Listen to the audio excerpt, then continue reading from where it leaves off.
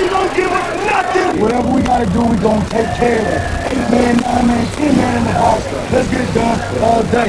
Let's go. RBs on 3, baby. 1, 2, 3. RBs.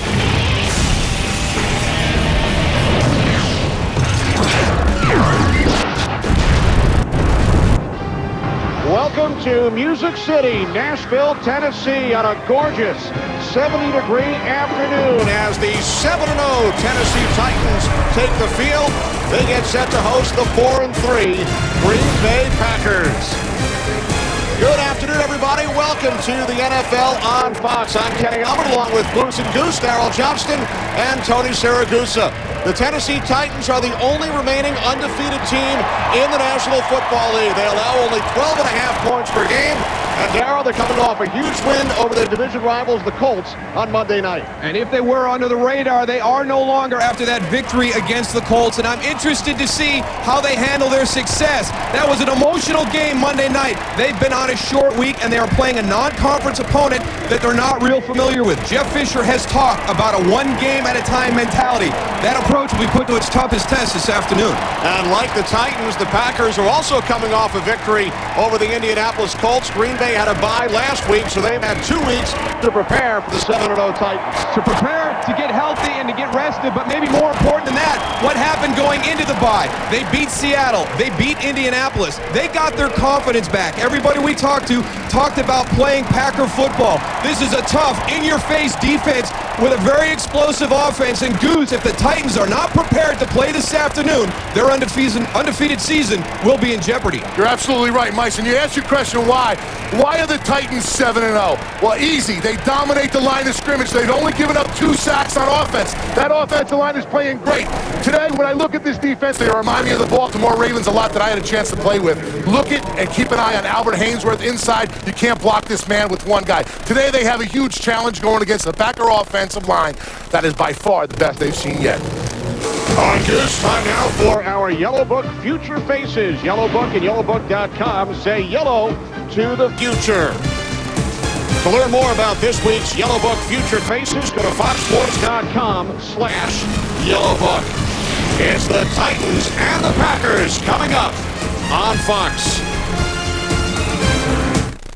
It's no secret. Dish Network has the best channels, top-ranked customer service, and the best prices nationwide.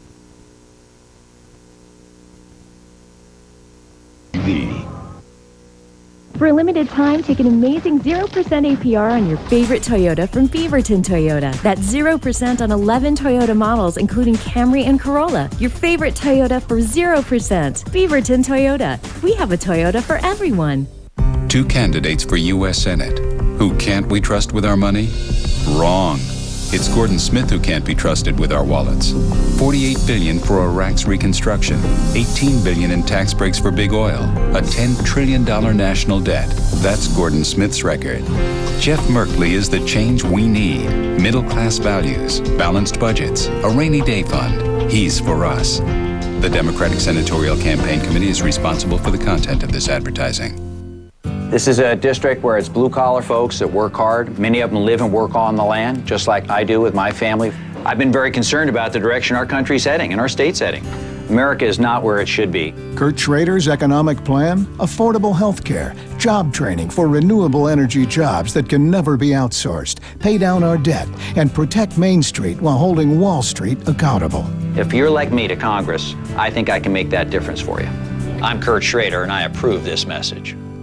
For a limited time, take an amazing 0% APR on your favorite Toyota from Beaverton Toyota. That's 0% on 11 Toyota models, including Camry and Corolla. Your favorite Toyota for 0%. Beaverton Toyota. We have a Toyota for everyone. He's predicted over 900 races and missed only 2. Now that's a political expert. Tim Hibbets, only on Fox 12 Oregon. First, live, local.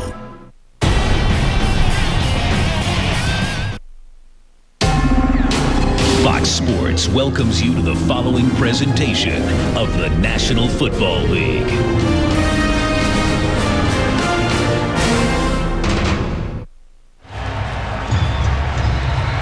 A picture-perfect afternoon in Nashville, Tennessee, as we get ready for the Titans and the Packers. Green Bay has won the toss. Best start in franchise history for the Titans. They've won 10 consecutive regular season games. Packers have won 2 in a row over the Seahawks and the Colts. This is going to be a great game this afternoon. Two really, really good coaches. The Tennessee Titans kind of follow the mentality of Jeff Fisher. Tony talked about it. You know, in the trenches, great offensive line, run the football, play tough defense. Mike McCarthy, he's not going to get into a chess match. He's going to look to throw a knockout punch early for these Green Bay Packers. Rob Baronis gets things started. Opening kickoff taken out the 2 by Will Blackman. And Blackman out across the 25 to the 27. Stanford Kegler made the tackle on special teams. Aaron Rodgers leads the Packers out on offense. Aaron signed a long-term contract extension earlier this week. And we talked about the Green Bay Packers getting healthy. Most importantly, Aaron Rodgers got hurt about a month ago in that Tampa Bay game with his shoulder. That is back through the football, the best he has since that injury this past Thursday. Check out.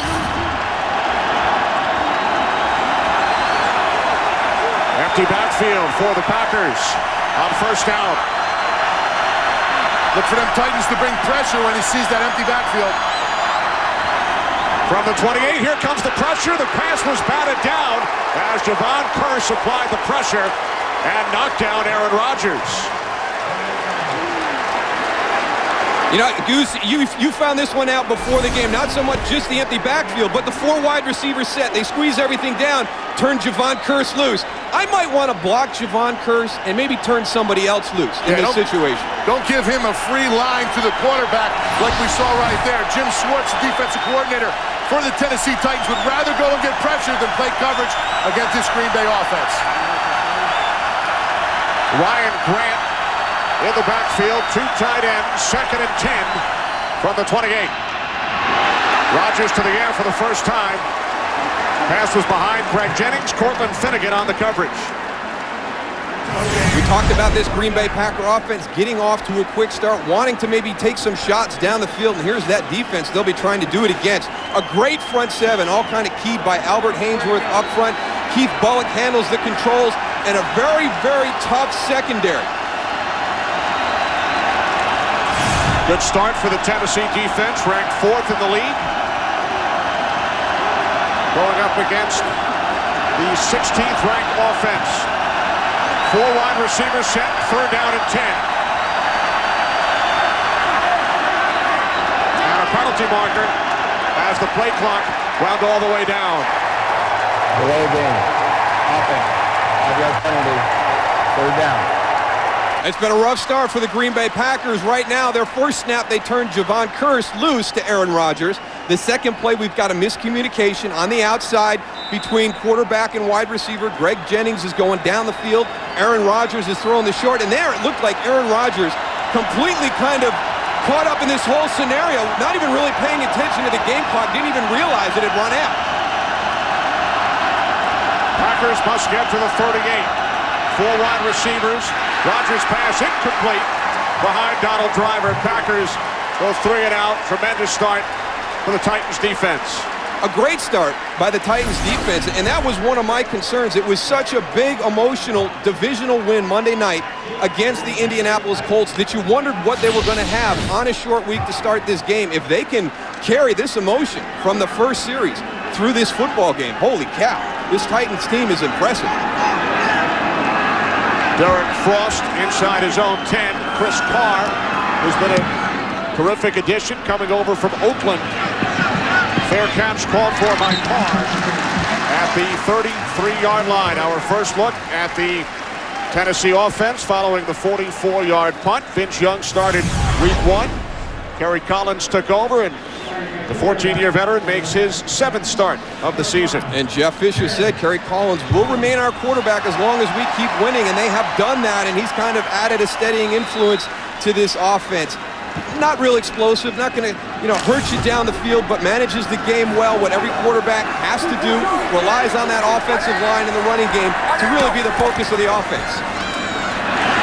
From the 34-yard line, the rookie out of East Carolina, Chris Johnson, out to the 38-yard line, gain of 4.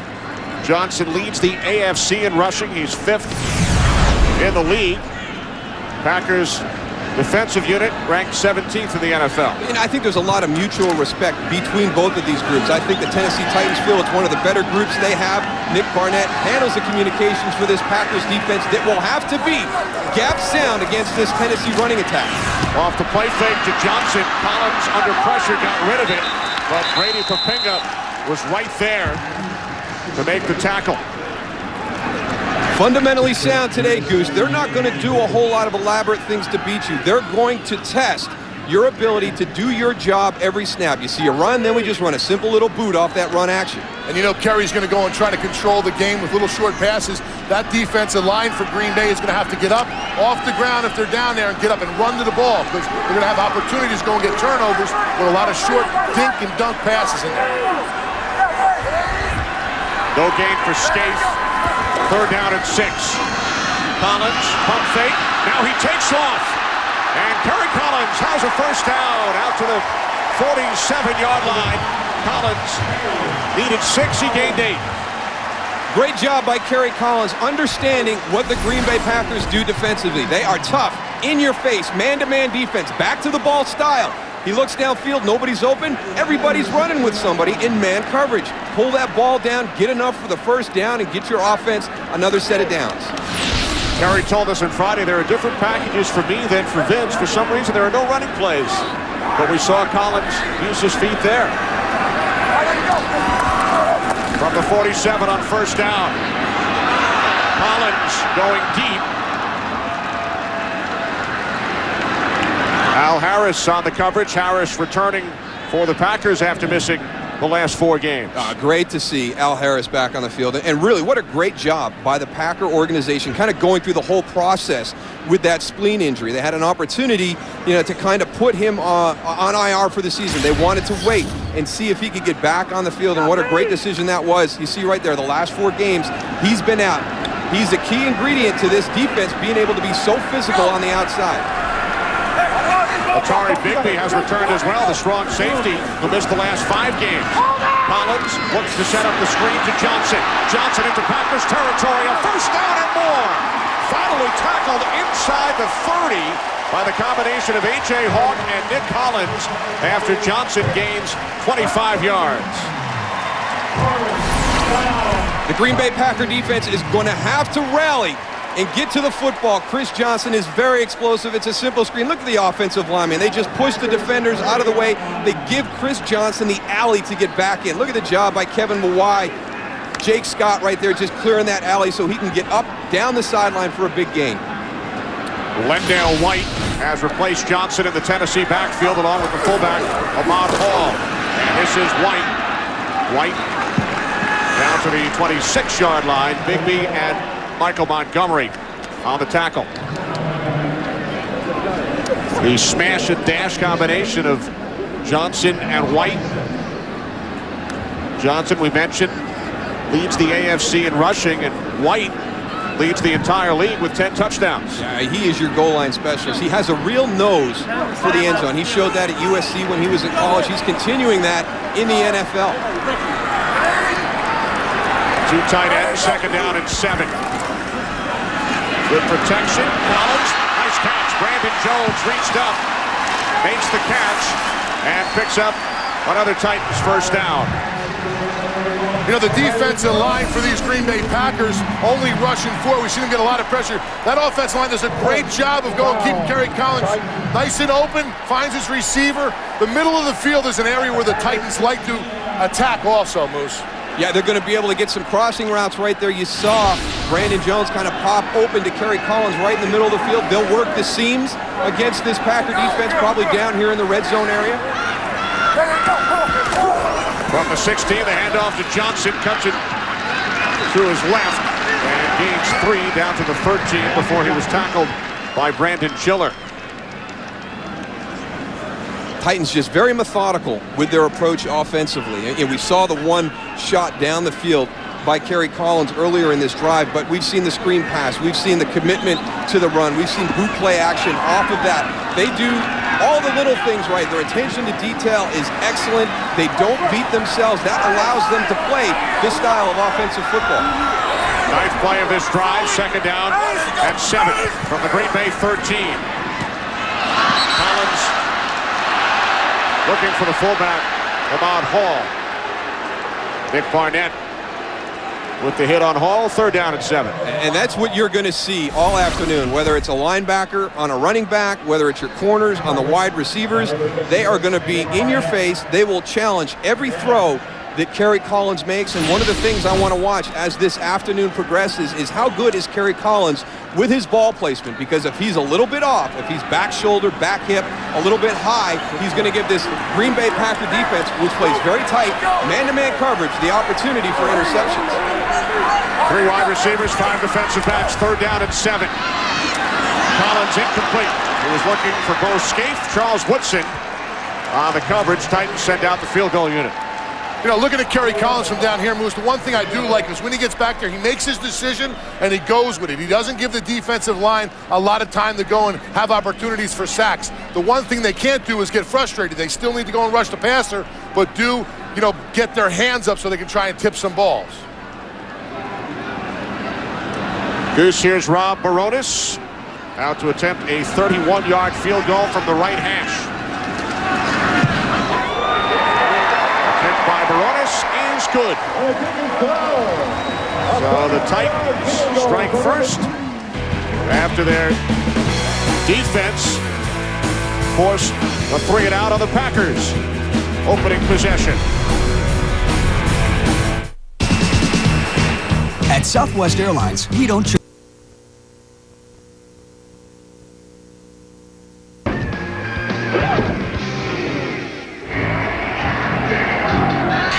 Welcome back. Kenny Albert, Darryl Johnston, Tony Siragusa. 3-0 lead for the Tennessee Titans.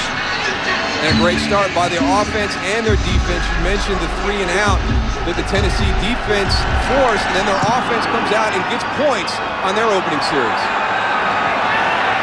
Will Blackman takes a knee. Packers will start from the 20-yard line.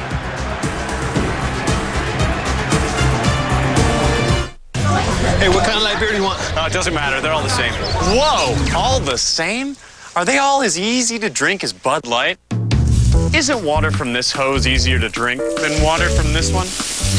Isn't this bottle easier to drink from than this one? And wouldn't you agree that a raindrop is easier to drink than hail? Point is, there's a difference, and Bud Light has it. It's called drinkability, the just right taste that makes Bud Light so easy to drink. Bud Light, the difference is drinkability.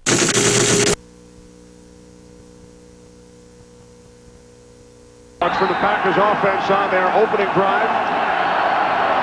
Aaron Rodgers and the Packers start from their own 20. And you look at the last 3 games that Aaron Rodgers has played, and remember, these were all played with a bad shoulder, especially that Atlanta game. Packers have 3 men in the backfield, including 2 fullbacks. Off the play fake to Grant. Rodgers steps away from trouble, and the pass is caught, and a 5-yard gain for Corey Hall. One of the 2 fullbacks, Keith Bullock, made the tackle. And there's Jim Schwartz's biggest concern, Goose, is the mobility of Aaron Rodgers in the pocket. And watch this move on Kyle Van Den Bosch, like a matador in the arena. I mean, not a whole lot. Buys him some extra time, turns it into a positive play. Good down and distance management.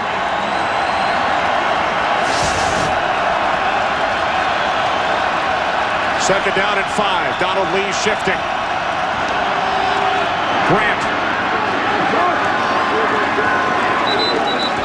Grant out to the 28-yard line as we check in with Kurt Menefee in Los Angeles. Kurt. And another NFC North, AFC South matchup. Vikings and Texans. Adrian Peterson scores from a yard out, but Gus Frerotte threw an interception that was returned for a touchdown, and they're tied at 7 in the first quarter. Let's send it back to Tennessee and Kenny Albert. All right, Kurt, the Vikings, 1 game behind the Packers and the Bears in the NFC North. 3rd down and 1. And the Packers move the chains. The fullback, John Kuhn, picks up a first. We talked about attention to detail by the Tennessee Titans, but on that last play, some attention to detail by the Green Bay Packers. Watch Torrey Humphrey, number 84, your tight end on the wing. Everybody's packed in by the Titans. Give yourself a better angle. Look at him shift in just a little bit. Gives him a much more workable angle against David Thornton. Clears that hole for John Kuhn to get the first down.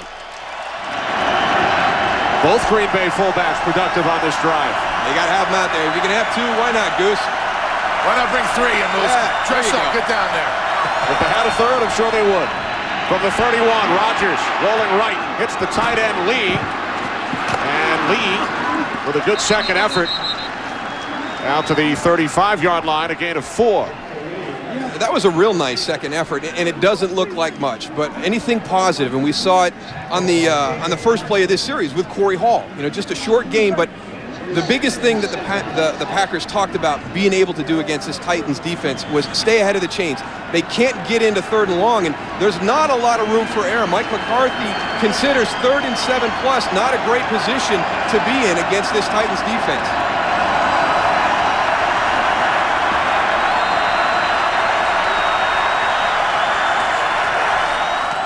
Rodgers on 2nd and 6, handing it off to Grant. Grant turns the corner and picks up a first down. Ryan Grant turning on the Jets.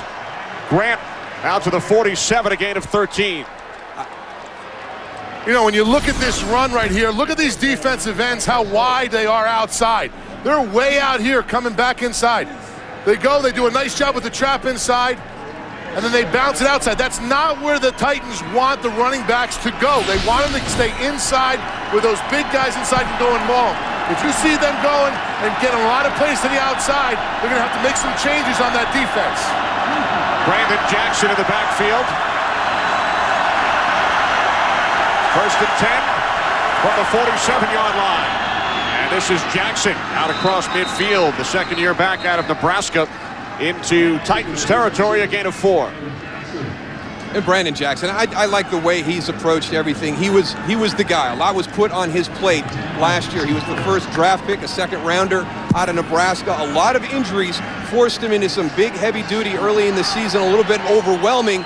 The Packers go out and get Ryan Grant. They add him. He has that breakout year. But I tell you, you watch Brandon Jackson on film, and he got better and better every week last year, and he's playing well again this year. Great positive approach.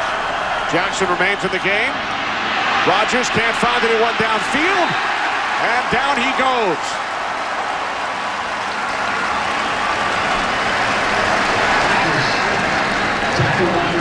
Well, this defensive line is athletic, Goose. It looked like Aaron Rodgers had an opportunity to kind of make a nice little play here and get some positive yards, but everybody is just moving to the ball. It has got a lot of speed up front. They stay alive, Moose. You know, when they get cut, they're down on the line of scrimmage, they get up. I'll tell you what, Chris Hope did a nice job of staying alive, getting separation from his blocker and coming back and making that play, or it could have been a huge game for Green Bay. First sack of the season for the strong safety. 3rd down and 6. Rodgers steps up, looking for the chains. Looks to be just short as Jason Jones, the rookie out of Eastern Michigan, made the tackle from behind. Aaron Rodgers is showing a lot of confidence that his shoulder is fine. He's pulling it down and running for it. Mike McCarthy rolling the dice here, going for it on 4th down. This Tennessee defense, 2 big 4th down stops that game Monday night against the Colts. 4th and a long one from the Titans 44.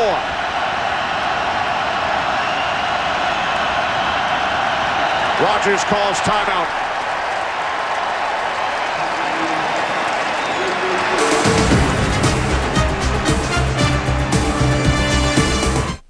It's my friend's house. I'm allowed to... Hey, buddy. Jeff's phone here. Thanks so much for letting us stay at your place.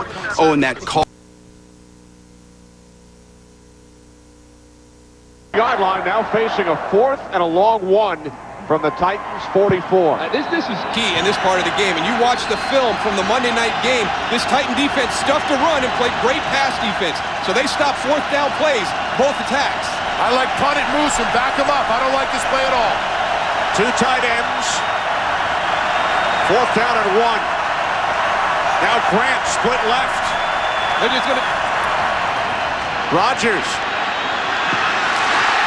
looking for the rookie tight end out of Texas, Jermichael Finley. Chris Hope, who sacked Rodgers moments ago, got a piece of it. Terrific field position for the Titans.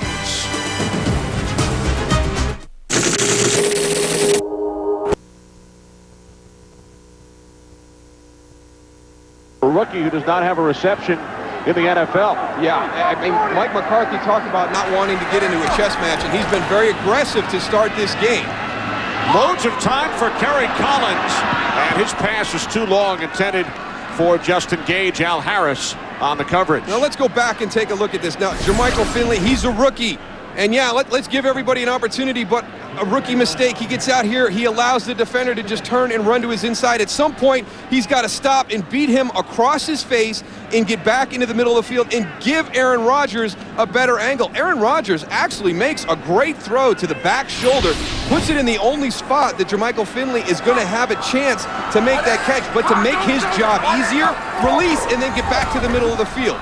On second down, the toss to Johnson, who looks to turn the corner, but cannot. Brady Papinga, along with Michael Montgomery, made the tackle. So 3rd and 10 coming up for the Titans. And you know, Goose, sometimes, you know, the reason a coach goes for it in that situation is because he's got a tremendous amount of confidence in his defense to come out and make a stop and force a punt. Yeah, but you know what, Moose? The reason why I didn't like it is you had 9 guys on the line of scrimmage. You only had 7 guys who could block. You knew that Aaron was going to have somebody in his face right away, so he was going to have to get the ball out quick. If it was going to be a pass, if it was going to be a run, they had all the gaps covered, so it wasn't good odds. I thought that after they called that timeout, they should have went and punted the ball back. Collins was hit as he throws, and the pass is nearly intercepted.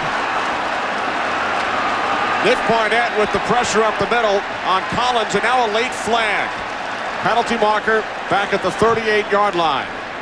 After the play was over, personal foul, number 51 defense. 15-yard penalty, first down. 51, Brady Papinga. Just a huge mistake by Brady Papinga. We'll see what happens. He's not the guy who gets to the quarterback. It's Nick Barnett. I was wondering if maybe they were going to call driving to the ground, but it's actually Brady Papinga engaged with a tackle on the other side, and that's kind of the baseball rule right there on the short pop fly. Somebody's got to call the other guy off. Al Harris is forward, backing up, so Nick Collins has either got to call him off or we've got to get Al Harris call it.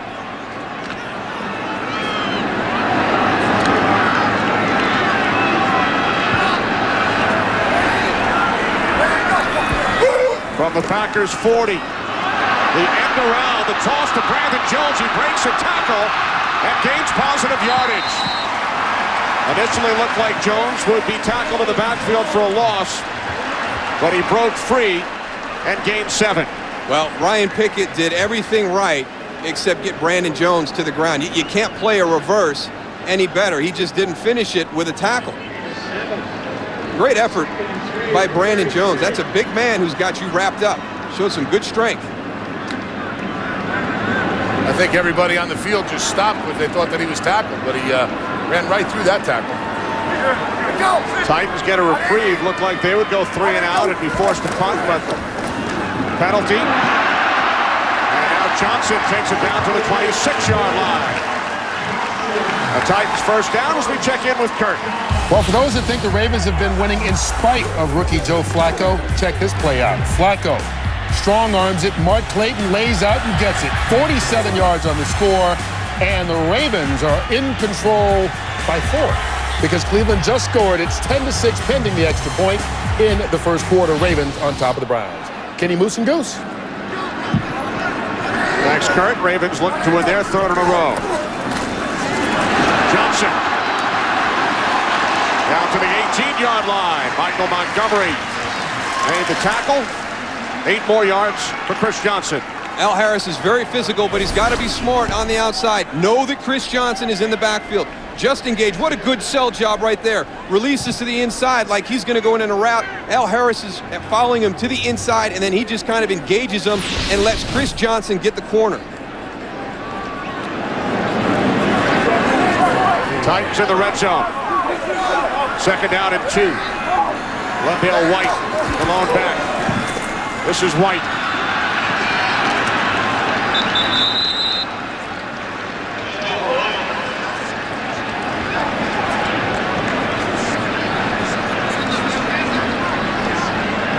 Colin Cole lost his helmet. Yeah, he's crying to the officials that they tore his helmet off there, but no flag on the play. Trying to sell him out of hands to the face? Hey, sometimes the best thing you can do is get away with it. One of them offensive guys got away with it on that time, but I'm sure there'll be a rebuttal at some point.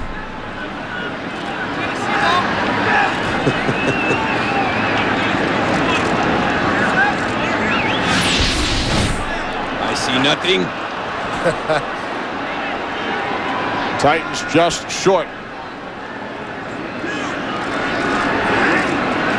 Justin Harrell is also on the field. Packers first-round pick a year ago, who was activated yesterday from the physically unable to perform list. Packers released their all-time leading sack leader, Kabir Baja-Biamila. I think that puts a little bit more pressure on Justin. You know, the guys talked about it. Hey, we lost a very good football player, a guy who's been a part of this organization for 9 years. You know, has been a great contributor. So I think that just adds more pressure to Justin Harrell, you know, the former #1 draft pick. #1 pick out of Tennessee.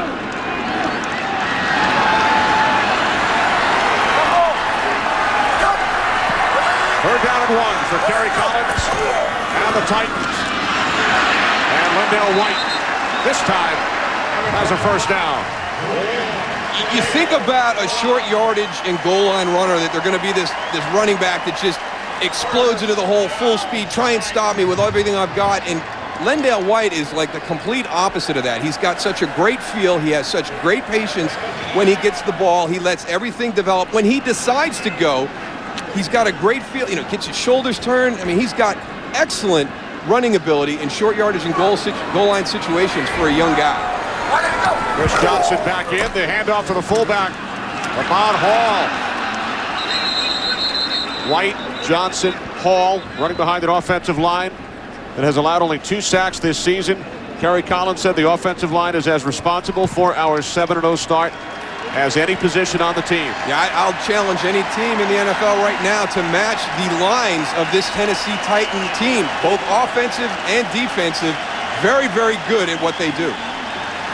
First quarter comes to an end. Titans lead the Packers 3-0. Fox NFL Sunday will return after these messages and a word from your local Fox station.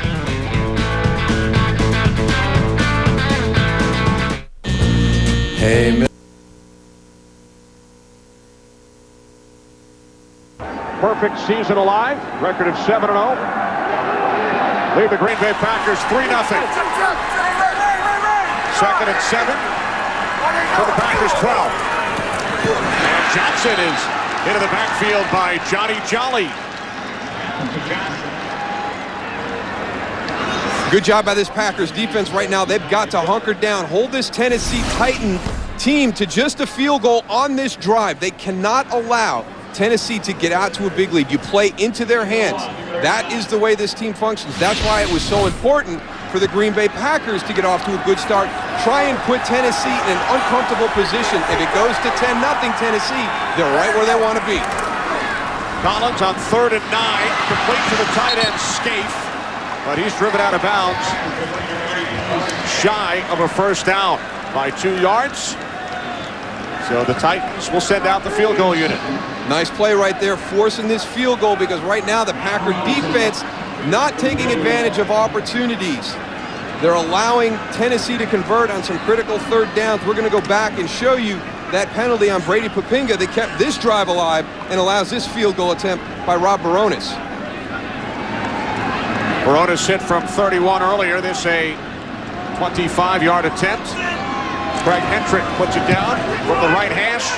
Baronis is 2 for 2. So the Titans with field goals on both of their drives lead 6-0. Tissues, $3.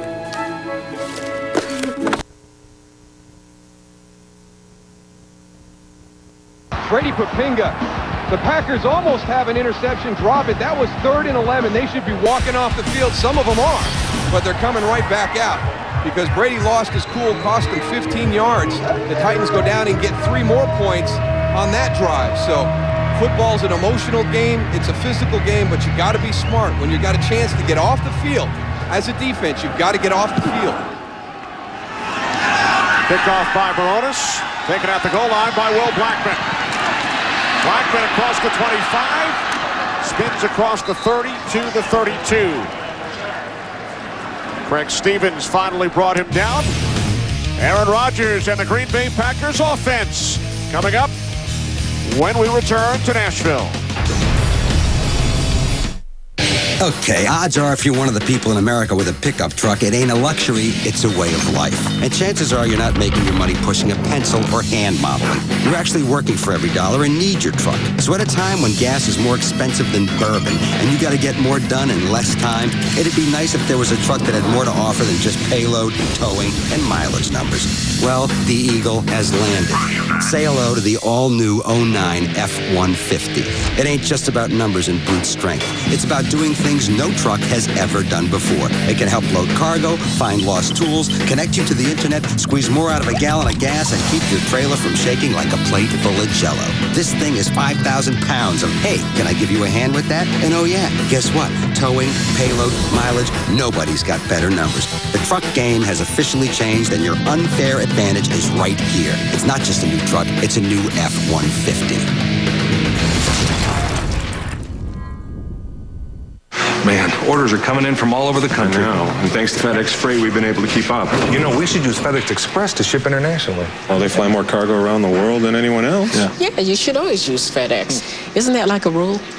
Yeah, well, there's always an exception that proves the rule, though. Like, my dad and my granddad were bald, but I still have a full head of hair.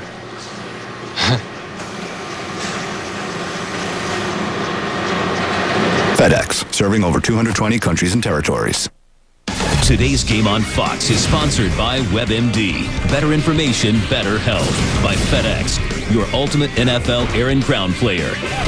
By Frost Brewed Coors Light. When the mountains turn blue, your beer is as cold as the Rockies. And by the all-new 09 F-150. It's not just a new truck, it's a new F-150.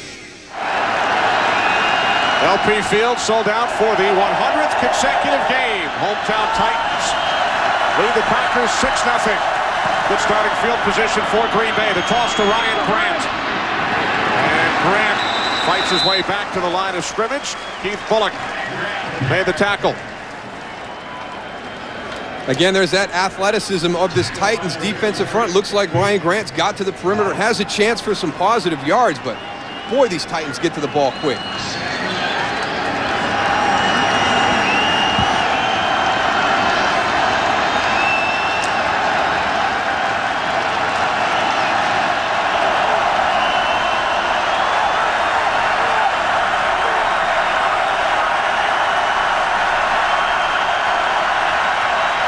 Play clock at 3. 2nd and 10. Grant. Ryan Grant out to the 39-yard line on the draw. Gain of 7. One of the ways that the Green Bay Packers want to attack the Titans in the running game, quick hitting plays or a slower developing draw. Watch this draw play.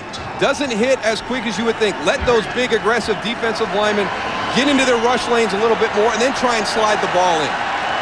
Aaron Rodgers does a good job of getting deep and then fakes out Javon Kirsch. Javon Kirsch gets caught upfield. There's a huge lane where Ryan Grant went and just hit.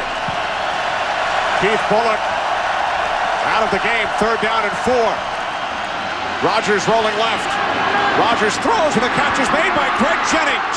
Jennings inside the 35, the 20, and he's finally wrestled down by Finnegan. Inside the 10-yard line, 52 yards from Rodgers to Jennings. There is the biggest concern that this Tennessee Titan defense had coming into the game. The mobility of Aaron Rodgers that contributes to the big play. Greg Jennings, it's just a simple little curl, but they like the matchup that Greg Jennings presented to this team against anybody.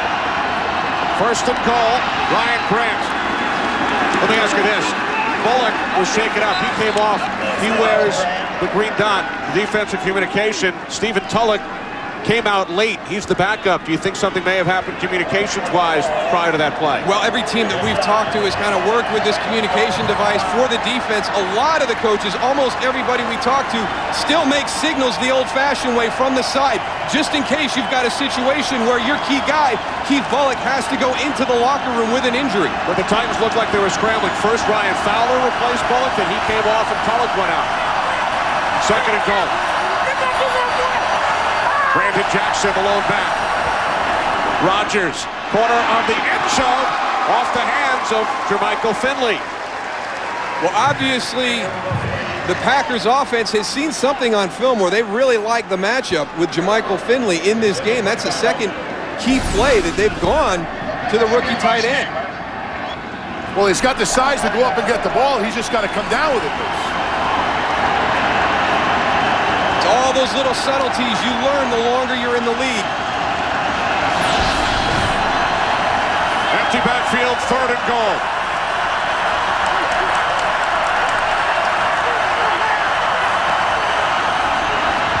Rodgers passes low. So now the Packers forced to send out the field goal unit. And that's what this Titan defense does. They lead the league in scoring defense. But on this one, if Aaron Rodgers has got a little bit more time, Ruvel Martin is going to come open in the second window on the slant. He's trying to get it to him right there. If he's able to hold it for just another tick, Ruvel Martin is going to pop open into that second window. 23-yard attempt. Mason Crosby from the left hash.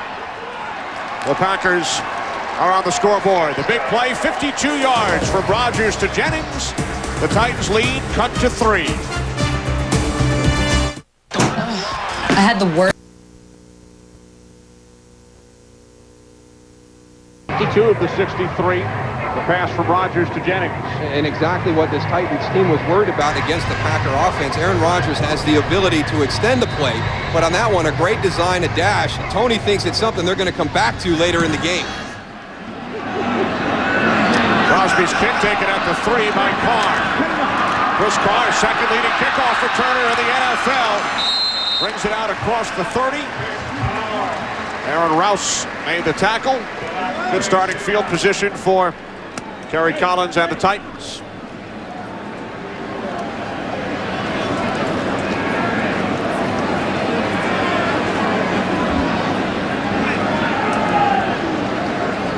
Titans with field goals on their first 2 drives.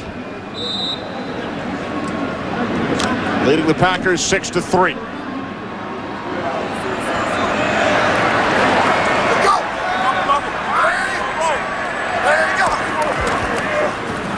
L.White. Nick Barnett the tackle, gain of 3. Kurt Menefee in Los Angeles. Chiefs and Bucks, keep your eye on this one. Direct snap to the running back Jamal Charles. He gets it to Mark Bradley. Bradley to the quarterback. Tyler Thigpen wide open, 37-yard score. And look at this, Kansas City putting a whopping on the Bucks, 21-3 in the second quarter. A little trickeration, as they like to say, Kenny. Wow. Chiefs with only 1 win this season up against the 5-3 Bucks. 2nd down and 7. Collins with time. Pass intended for Justin Gage. So far, Kerry Collins has kind of gotten away with his ball placement. It hasn't been perfect right now, but watch right here. A little crossing route, work in the middle of the field, like Tony talked about. A little high. Justin Gage has got to make that catch because when you play Green Bay, they're so aggressive in the secondary. The tip ball, the ball that's not put in an area where the receiver can get a hold of it easily. Those things can be interceptions going the other way very quickly. Green Bay's taken 5 back for touchdowns already this season. Collins just 1 for his last 6. 3rd down and 7. Titans have to get to the 41. And they do not. Nick Collins on the coverage. Justin Gage again, the intended receiver. Well, the Green Bay Packer defense does a better job taking advantage of that opportunity to get off the field on 3rd down, and here it is. They challenge every single throw. That time, Nick Collins coming up, putting a hit on Justin Gage. Ball's put in a good spot by Kerry Collins. Justin Gage, 2 drops on that series. Even those defensive linemen are making big adjustments, especially on the run. They're not really getting a lot of penetration right now. They're all playing on the line of scrimmage, which I think you have to do against this Tennessee offensive line. Titans go 3 and out for the first time. The former Packer, Craig Hentrick, punting for the first time. Angled towards the sideline. Out of bounds. So the Packers will start from their own 30. Okay, so you're driving up to the lake for the weekend when suddenly a big boat pulls up next to you and you notice, hey, it's yours. That's when it occurs to you that, well,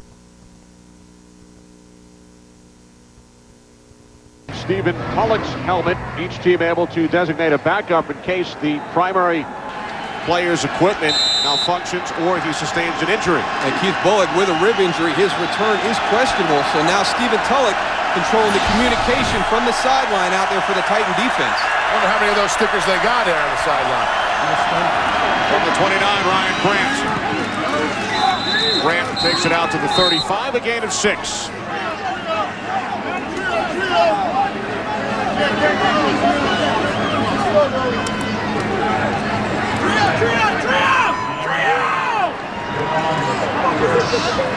Stephen Tulloch, great to watch his progression. Talk to Keith Bullock about Stephen Tulloch in our meeting on Friday. Knows all 3 linebacker positions. Maybe a guy there who's going to be a backup, play special teams, but he had such a great offseason, translated that into a great preseason, got the starting job this year.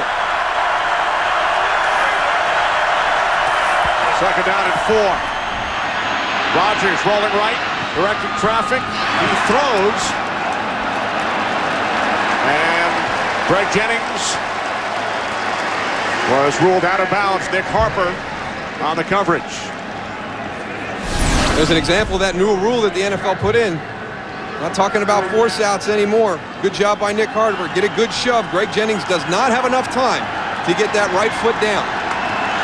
Last season, that might have been ruled a catch.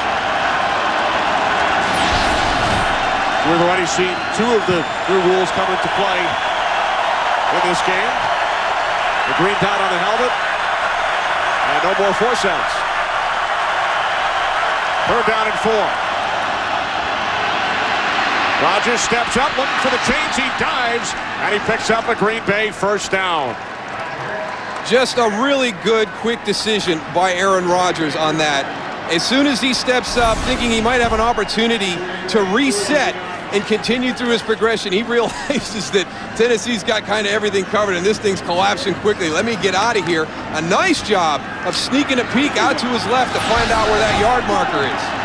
12th rushing first down for Rodgers this season. Among all of the quarterbacks in the NFL, only David Garrard has rushed for more. There's that mobility that the Titans were worried about.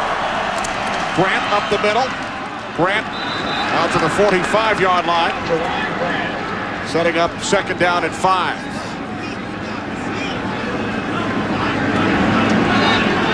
A lot of people around the country that watch football talked about that Giants-Pittsburgh game that was on last weekend as one of the more physical games that people had seen all season long. I think that after this game, this one's going to be right up there on this list. This first half has been very physical, very emotional out on that field.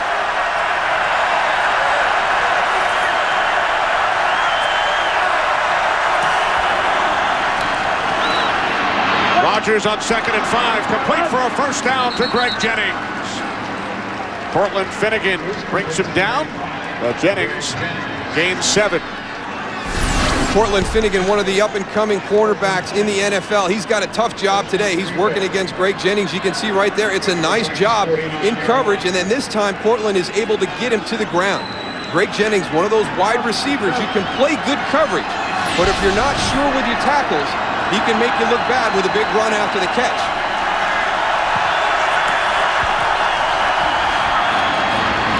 Catch is made by Jermichael Finley, so the Packers are 1 for 3 today, going to Finley, and finally his first NFL reception. Oh, there you go, and now that's something that he can build off of. I mean, a big fourth down decision, and it looked like Jermichael Finley was one of the big players, the ball thrown his way. In that situation, they took a jump ball shot at him on a fade on the drive where they got the field goal, so maybe want to start out with that play, give him something nice and easy and positive to get his confidence. Second down and 4. The slant is caught. What a spin move by Jordy Nelson. And Nelson is finally tackled by Michael Griffin at the 18-yard line. So the rookie second-round pick out of Kansas State gains 24 yards. What a great move after the catch. Watch this quick little spin by Jordy Nelson. Nick Harper's playing it really good. He's driving up to make the tackle. Jordy Nelson just able to plant his foot and spin out of that one to get some extra yards. I'll tell you what, this Tennessee defense is doing a great job of running to the ball, but all those short passes, these guys are getting a little winded. You see a lot of guys rotating, coming out of the game, hitting their tops to their helmets. From the 18, Rodgers with time, swings it out to Grant. Ryan Grant unable to make the catch. Stephen Tulloch on the coverage. Boy, he has got some good speed, some good mobility. Stephen Tulloch does. And he's the guy that made the hit on that 4th down run Monday night against the Indianapolis Colts. You watch here, just reading the field, has got his guy. Now watch the close on it right there. Doesn't allow Ryan Grant that second chance.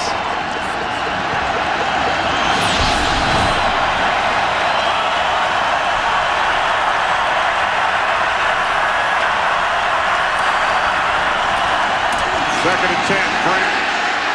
Nothing. David Thornton.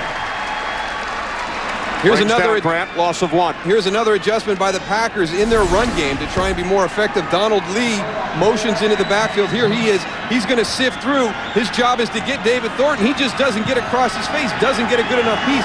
His responsibility is backside backer, so they can get the fullback and the offensive line out on the front side and middle backer. But he's got to do a better job. They put him in a position to help facilitate his block, and he still didn't get there. 3 wide receivers set. Donald Driver without a catch today is in the slot. Rodgers faked the handoff to Jackson. There's a penalty marker as Rodgers is pulled down from behind. Another flag. Maybe a horse collar on Curse. Two flags. Could be a hold on Javon. I think Mark Tosher might have been holding in the beginning. There were fouls on both teams. Illegal formation, number 65 offense, was not on the line of scrimmage. That penalty is declined by rule. Personal foul, horse collar tackle, number 90 of the defense. Half the distance to the goal, automatic first down. Javon Curse still down on the field. Now you've got a penalty that extends the drive, but the biggest concern has to be that Javon is still on the field. Good hustle getting there, but you can see he's up around. He's got the jersey in his hand, inside the shoulder pad, pulls down. It's all about player safety, and when you're talking about the quarterback, it's even more imperative. So the referees are going to call that one a little bit closer than most. If you think all batteries are the same, consider this. It was a beautiful day in the park. Kevin, can you hand me that turned to panic in an instant. And everything depended on a brick house child locator. Kevin! And packed inside every locator is the only battery brick house trusts, Duracell. So even if you hope you'll never have to use it, it still has to work. Duracell, trusted everywhere. Okay, so you're driving up to the lake for the weekend when suddenly a big boat pulls up next to you and you notice, hey, it's yours. That's when it occurs to you that while having a lot of towing power is nice, a little control to go with it would be great too. Enter the all-new 09 F-150. It's got the most towing and now an advanced trailer sway control system. And guess what? It's standard. Anchors away, baby. It's not just a new truck, it's a new F-150. You have to log 150 hours of community service. Being a good role model. You're gonna love spending time with these kids. Isn't easy. I want to take my pants off. What? But for these two, it may be impossible. Damn it, Ronnie! What? Because I'm black, you think I did it? Role models. Rated R. Want to grab a light beer? You want one? Nah, beer fills me up. Hang on. Fills you up? Really? 2 hours of shoving pizza in your pie hole? Fills you up. Face full of dough and an armful of rocks. Fill you up. Polish sausage, Italian beef, Swedish meatballs, and the rest of the world tour here fills you up. But I'll tell you what doesn't fill you up. Bud Light. Because it has drinkability. That just right taste that won't fill you up. Bud Light. The difference is drinkability. Titans without 2 defensive starters, Javon Curse and Keith Bullock. Well, good to see Keith Bullock back out on the sideline. He had gone into the locker room. And we'll still see. He doesn't have his helmet in his hand, so we'll see if he can make it back onto the field. First and goal from the 9 following the horse collar penalty called on Curse as Ryan Grant works his way inside the Titans' 5-yard line. Nice job by Ryan Grant, just kind of getting in behind everybody, keeping those legs churning, not getting too far forward so you fall on your own. But what looked to be a short gain turns out to be a decent game. Watch him right here. Get in there, get down, just keep pushing that pile, keep those legs churning.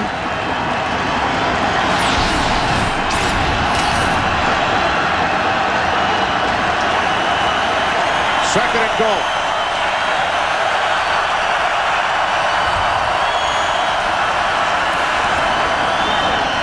Rogers, incomplete.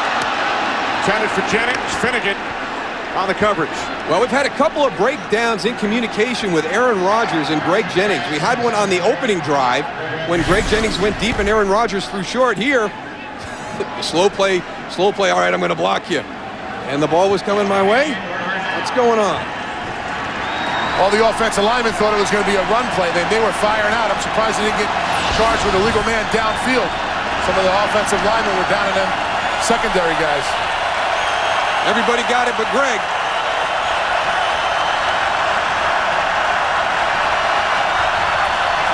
Rodgers on 3rd and goal to the end zone. Touchdown, Donald Driver.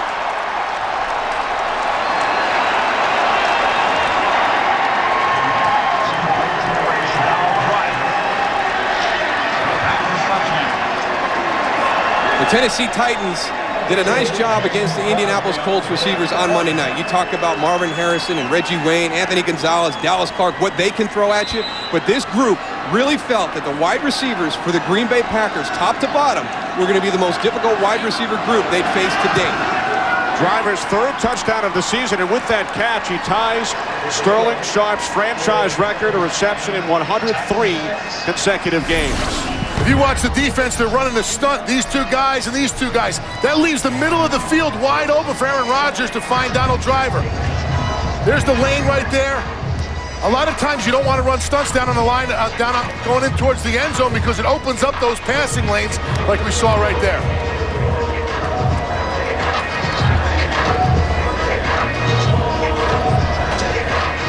But when you can put 4 guys across the board, and that's why we see this 4 wide receiver set, and this afternoon James Jones is inactive, or they'll go 5 at times. But when you talk about Donald Driver, Greg Jennings, Ruvell Martin, who in my opinion is a wide receiver for the Packers, and we have not seen his greatest days yet. He is a big physical guy. I talked to Aaron Rodgers about him. When is he going to find his place in this wide receiver group? And then Jordy Nelson, you know, their first pick this year, second round pick out of Kansas State. They have got a very, very strong wide receiver group.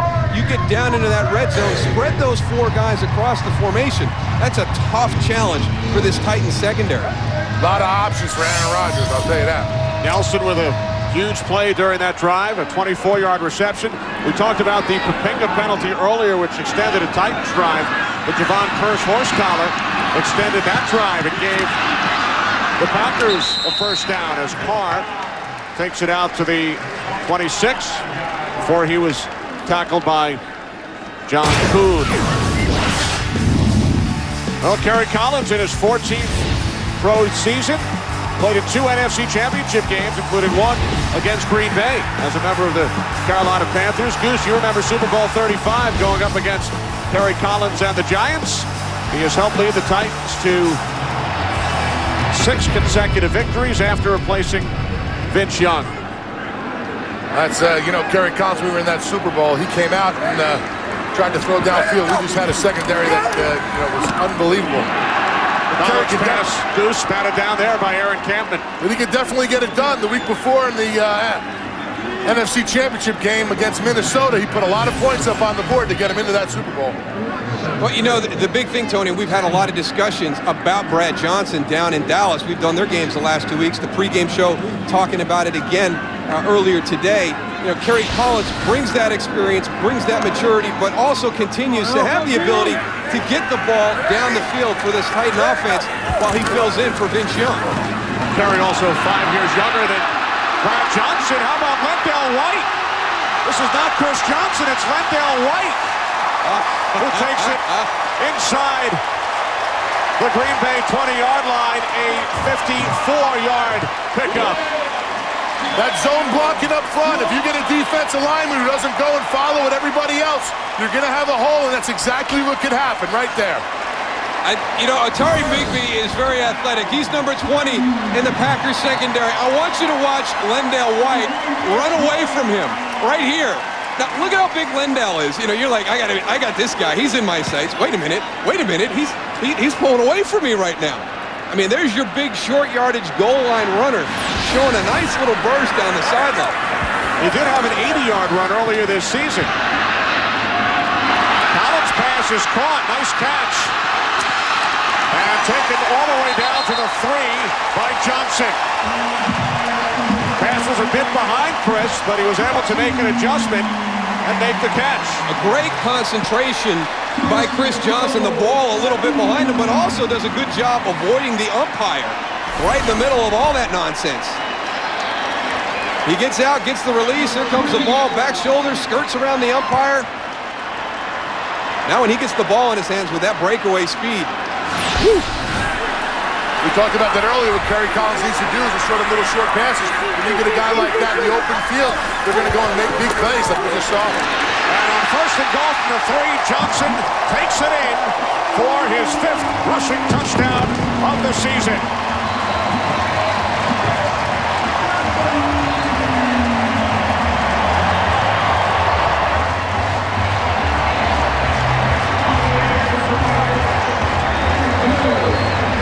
That's not fair, is it, Moose? Lendell should have got the carry to get it in. He brought him all the way down there. They were too far out, Tony. They were on the 3, not the 1. Oh, was he still on the sideline getting oxygen? Yeah, unfortunately, we got Eugene Amano down right now, Goose, the left guard for the Titans. One of the key guys in that offensive line, but we'll break for a commercial, come back, try and we can get some information about Eugene Amano.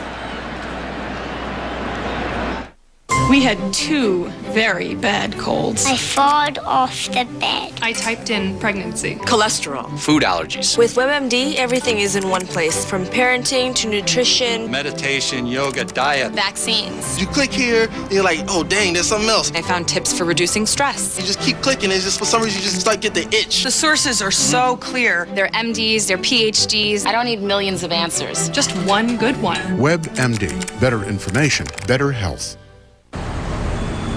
Hey. Oh, hi. You know, it's pretty quiet. I think I'm just going to take my lunch. Season. With the touchdown, Eugene Amano. The left guard shaken up on the flight. Rob Baronis, the extra point.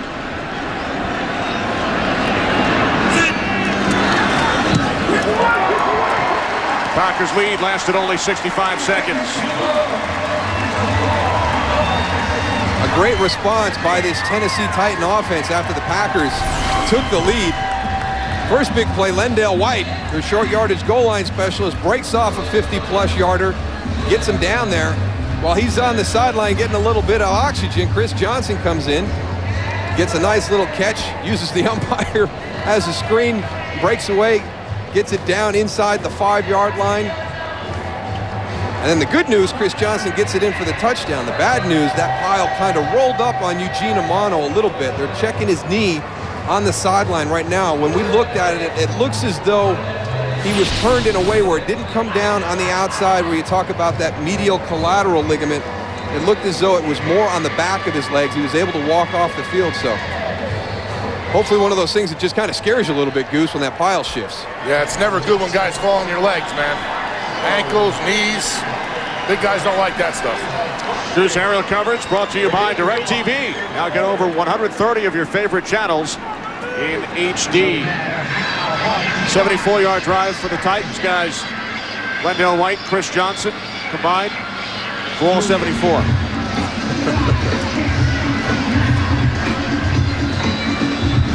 Amano attempting to walk it off.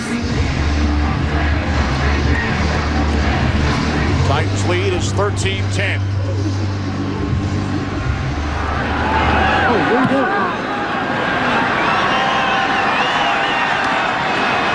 From the goal line, it's Jordy Nelson. Penalty flag. Nelson down the sidelines. Out of bounds after he crossed the 40. I think the Packers are going to get 5 more yards because the Titans ran some guys pre-kick, but you can't overload. You can't put 6 to a side. So one of the guys got a little bit too far. Offside. Number 57 of the kicking team. 5-yard penalty being forced from the end of the run. First down. Josh Stamer. You know, one of those overload situations, again, one of the new rules, you watch them run, but you still got to stay balanced. They cross all the way over. Looks like Rob Baronis, the kicker, took a little bit of a hitch kick, too, that Might have messed up their timing there to get to the line of scrimmage. It's always the kickers, Moose. Whenever you can blame it on somebody. Absolutely. Blame it on the kickers. Goose, best starting field position of the day for the Packers. From their own 45-yard line. Rodgers steps up, fires downfield, just out of the reach of Jennings. Greg Jennings didn't know the ball was coming to him. He slowed down there right before the ball got to him. If he would have kept running, he would have been able to catch that ball. We've also got a change for the Packers at left tackle. Chad Clifton's out. We've kicked Darren College out to left tackle. A little shakeup in their lineup. There it is, Goose, just outstretched past the fingertips, so just that little hesitation. Yeah, I don't think he knew he was getting the ball. He was looking right at his eyes, Moose. Pass is caught by Nelson, and Jordy Nelson has a Green Bay first down. Jason Spitz has moved over to the left side, to left guard, and Josh Sitton in the game at right guard, with Clifton on the sidelines.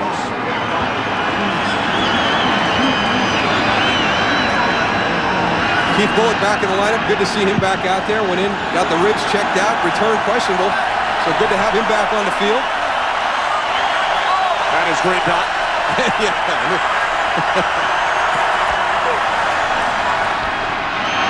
Rodgers complete to the fullback John Kuhn, and it's Bullock who makes the tackle after a gain of just 2. And we'll see if how long Keith's able to stay out of the field. That's not Keith Bullock right there. You get a running back out into the flat exposed with a back shoulder catch. Keith Bullock's usually going to come up and just put a big hit on you. We have hit the 2-minute warning here in Nashville. Packers on the move, trailing by 3. Today's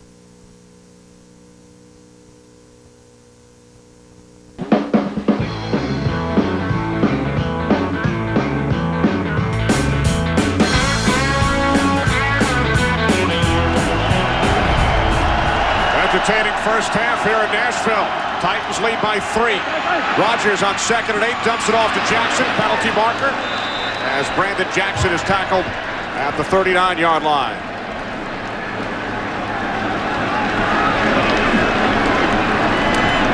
Holding, number 71 offense.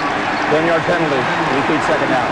That's on Sitton, the rookie out of Central Florida, who was in due to the injury suffered by Chad Clifton. I like the composure of Aaron Rodgers in the pocket right now. I mean, there's always going to be pressure with this Titan defensive front. They're very, very good. Don't have to blitz a lot. Those down 4 can get the pressure on the quarterback. But Aaron Rodgers is doing a good job of just kind of moving a little bit, giving himself a little bit of extra time to get that ball thrown. Not panicking. 2nd down at 18. Rodgers, shovel pass, Jackson. Jackson down to the Titans 43, so on 2nd and 18, Jackson gains 10. Nice play call by Mike McCarthy there, a little bit conservative, gets you into a more manageable 3rd down situation. Again, we talked about 3rd and 7 being his cutoff just a little bit outside that, but a good play call on 2nd down to give you a shot at 3rd and 8. 3 wide receivers, driver in the slot.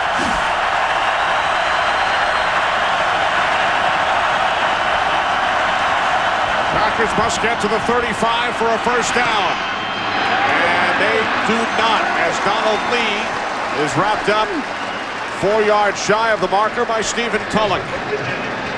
Well, you wonder, even with that play call, if Mike McCarthy was playing this as 4 downs the entire time. I mean, because a very strange throw by Aaron Rodgers in that situation. I mean, not even really close to giving an opportunity for a catch and run on the first. Even the defensive backs were shocked that he threw that underneath pass like that. Packers could not convert earlier on 4th and 1. Half-minute remaining. 2nd quarter. Rodgers on 4th down, intended for Jennings. It's intercepted by Finnegan. It's ruled an incomplete pass, but it doesn't matter because the Titans will take over on downs. Cortland Finnegan plays it as well as you can. You know, he doesn't let Greg Jennings get in there. I mean, Aaron Rodgers puts it really the only place you possibly could. He's going to force Greg Jennings to go down and make a great catch, but Cortland Finnegan isn't even going to let that happen. Boy, you can't play that slant any better than he did on that play. Cortland Finnegan's getting Jennings' timing down right now. I'll tell you what, Moose, I wouldn't be surprised if he goes and picks one in the second half. He has him down to the T right now. Well, you know, they all talked about these corners being physical guys that kind of jump routes, so you wonder, are they setting him up for a slant and go at some point in the second half? 3 seconds added to the game clock. Titans have all 3 of their timeouts. As Collins sets up the screen, hits Johnson. Tackled by A.J. Hawk. Kept him in bounds. And now the Titans will use their first timeout as Johnson gains 7 out to the 46. 10 seconds remaining, second quarter. Our Fox NFL Sunday doubleheader continues following the Packers and the Titans as the defending Super Bowl champion New York Giants host the Dallas Cowboys. Coming up, game 2 of our Fox doubleheader. Giants and the Cowboys, and the Visa halftime report is coming up. Kurt, Terry, Howie, Michael, and Jimmy with scores and highlights, and the Fox Sports Ticker will bring you all the latest stats. That's coming up on the Visa halftime report. Well, the Giants get their first shot at the Cowboys. Like that rivalry needed any more fuel to the fire. The Giants not too happy that the Cowboys selected for Hard Knocks on HBO this year as the defending champions. So they were vocal about it then. They get their first crack. Second down and 3. Near side, what a catch. Brandon Jones makes an acrobatic catch at the Packers 49, 6 seconds remaining. Boy, he made that look easy. That looked like Velcro on those hands. Wow. So how do you think Tom Coughlin would have reacted to cameras everywhere during training camp? Well, yeah, I'm sure even if they would have come to the Giants to do that, there was no way that that was going to happen. But, I mean, that is a great rivalry to begin with, and it's just more has been added to it as this season progressed. Dallas limps into Giant Stadium. That's going to be a great one. Looking forward to that game later today. Collins to the sidelines. Well, Hawkins, the rookie out of Cal. That's still a hefty field goal for Rob Baronis. Line of scrimmage is the 45. Baronis started out onto the field. It would be about a 63-yard attempt.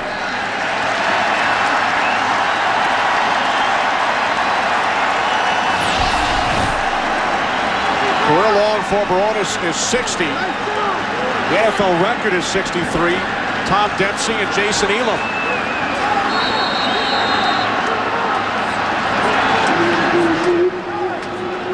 Titans use their second timeout.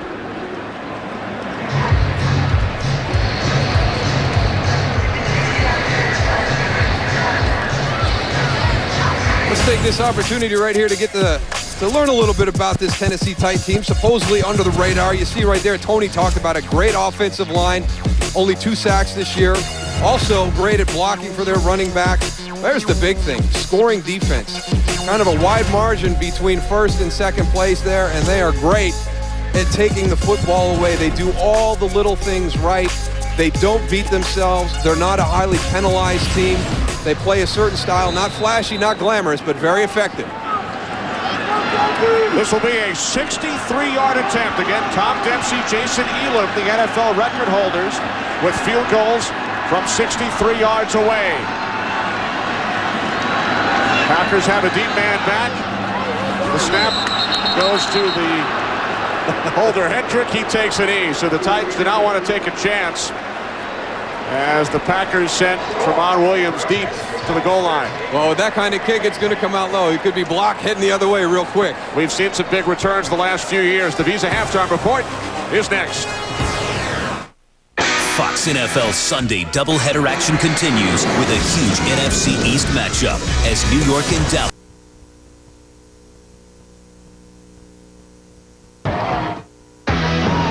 Eli and the Giants take on the Cowboys. the broadcast booth. Kenny Albert along with Darryl Johnston, Tony Siragusa downstairs. Did the first half develop about as you expected? It did. You know, the one thing that was good, you saw it on the halftime stats, the 50-plus yard plays. Green Bay with one, well, actually a little bit behind schedule, but Tennessee matched it with one of their own. The big question I had coming into this game, how do they respond really emotionally after that big divisional win against Indianapolis Monday night? They came out, they actually took the field, kind of took control of the game. Green Bay got back into it, but they had a great response on that touchdown drive when they did get their 50-plus yard play with L.White on a big run, and then C.Johnson finishing it up with a touchdown. So Mike McCarthy's Packers trail by 3 as we begin the second half. This is Crosby's kickoff. Taken on the run at the 8 by Carr. Carr looks to cut to his right and is brought down at the 25-yard line. The big thing is it's still going to be down in the trenches, and everybody talked about that Giants-Pittsburgh game last week on Fox as one of the more physical games of the season up to this point. I think that one could be the same. And Goose, it's all going to be that offensive and defensive line tangling up down there in the trenches. Absolutely, Moose. Right now, Tennessee's exactly where they want to be. They're in a close game. It's a brawl down on the line of scrimmage. I think the offensive line for the Tennessee Titans is doing exactly what they need to do. They're wearing down the defensive line for the Green Bay Packers. Kerry Collins throwing short passes. That defensive line is running. They're tiring out. I see them doing a lot of exchanges on the sideline. We'll see what happens in the second half. C.Johnson wrapped up by A.J. Hawk after gaining 4. Out to the 29-yard line. Johnson with 70 total yards in the first half, 21 on the ground. 3 receptions, 49 yards. L.White, as Darryl mentioned, had the big 54-yard run.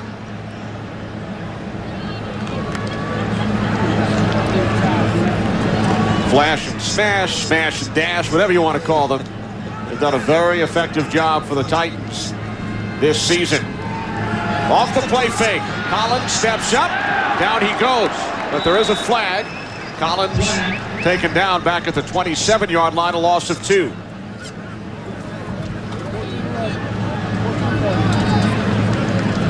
Holding number 54 offense. Penalties decline. 3rd down. Well, you don't see them very often. That's the 3rd sack of the year off this offensive line. And the first Goose in the last 6 games. The Green Bay brought a little bit of pressure on that one, Goose. You had A.J. Hawk and Nick Barnett coming, and both of these defenses really rely on the front 4 to generate their pressure. But in that situation, the Green Bay Packers send in 2 linebackers to help out.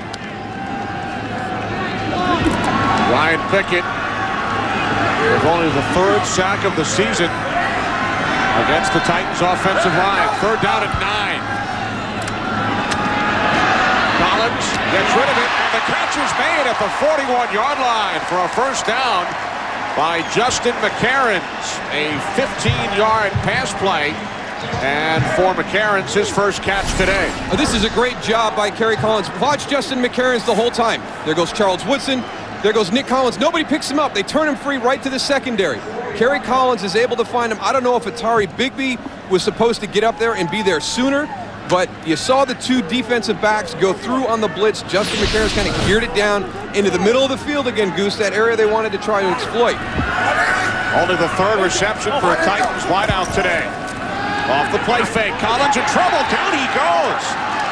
Michael Montgomery's only 2 sacks all season, and now 2 on the last 3 plays. Well, both of them against the guy that is going up against Eugene Amano. You wonder, remember now, he went down in that first half and was out for a couple of plays. He's going to be your guard right here. Just gets beat real quick by Michael Montgomery. Then his running back doesn't help him out a whole lot. He goes to release through and actually bumps him. So maybe more of that, but I was kind of worried at first that maybe that knee's bothering him a little bit more, but actually I think C.Johnson might have been responsible for that sack because he picked his offensive lineman. First sack of the season for Montgomery. Loss of 7, 2nd down and 17. Titans keep it on the ground with Johnson. Johnson brought down at the 36-yard line by Colin Cole. It seems like the Packers have taken the field here in the second half, Goose, with a little bit more emotion than the Tennessee Titans. Yeah, it really does. You know, I thought they were wore down after watching the first half, but looking at this series with those 2 sacks and the pressure they're putting on them, and You know, with one thing I do see that whole defensive line, as you saw on that last play, that run, they're all coming down the line of scrimmage and they're staying in the line. They're almost making like a wall of players where there's nowhere to run, and that's something they weren't doing in the first half. Third down and 15.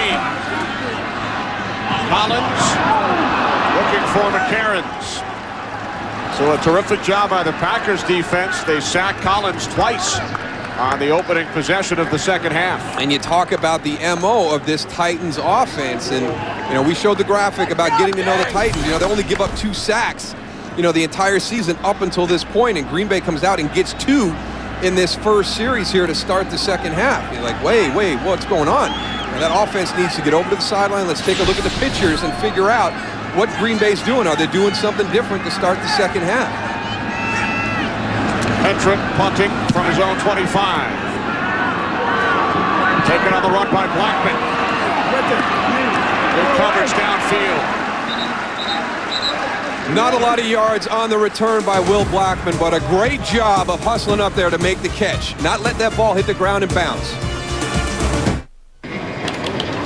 All right, your fare's going to be $69. Wow, it's not bad. That's it? Yeah. Oh, and Live DirecTV. If you call yourself a sports fan, you've got to get DirecTV. Here in Nashville this afternoon, aerial coverage brought to you by DirecTV. If you call yourself a sports fan, you've got to get DirecTV. Packers start from their own 30, trailing by 3. 2 fullbacks in the game, leading the way for Ryan Grant. Grant leading forward, gain of 2, out to the 32. Titans do not have Kyle Vanden Bosch on the field. He did not play last week, played only 3 plays the week before due to the groin injury, and Vanden Bosch on the sideline. And Goose, you know, for a guy that does what Kyle Vanden Bosch does, a groin injury is probably one of the worst injuries he can have to be fighting through. I'll tell you what, it's something, you know, it doesn't take 2 weeks to come back from either. I was really surprised to see him out on the field today, and hopefully he gets better. The coaches do say there's nobody on the team or on the earth that heals faster than that guy right there. Rodgers being chased, dumps it off, caught by Jackson. Couple of nice moves by Brandon Jackson, and he picks up a Packers first down out to the 43. Keith Bullock is just gutting it out there right now. And he was the second guy to come in and get a hit on Brandon Jackson and kind of stayed down. So you wonder how long he's going to be able to make it here in the second half. But again, there's some of that mobility that the Titans were concerned about, and you know how he talked about it at halftime. You know, is it some of it designed in there, or is this just Aaron Rodgers ad-libbing? On that one, I think there's a little bit of ad-lib, but we have seen some dashes. We have seen some bootlegs where they've incorporated moving the pocket against this Tennessee front. Jackson picked up 12. Now it's Grant into Titans territory. Ryan Grant, another Green Bay first down to the Tennessee 43, gain of 15. Just the ability to extend that play a little bit, whether it's a little slide right there, buying yourself a little bit of time, and then making the quick decisions. A couple of times he's made the quick decisions. And here's a play that Tony thinks we're going to get to see again here in the second half because of what Tennessee does with their defensive line. But he's done a little bit of everything today to keep that Tennessee defensive front off their toes. Tell you what, if you can gain a half a second, it's the difference between an incomplete and a reception, Moose. The slanted driver who gains 8. Rodgers was somewhat of an unknown coming into this season. Did have the good game against Dallas last year, but sat behind Brett Favre for 3 years. Are you guys surprised at all at how quickly he's come along? He obviously had 3 years to learn the system, but he's played very well. Not at all. Not at all, because of how he played in that Dallas game. I thought he played better than Brett Favre started that game. I know Brett wasn't in there very long, but I thought Aaron Rodgers gave them a legitimate shot to win that game. The way Brett started that game against the Cowboys, it was going to be a long night. Second down and 2. Rodgers with loads of time, firing downfield. It is intercepted in the end zone by C.Hope.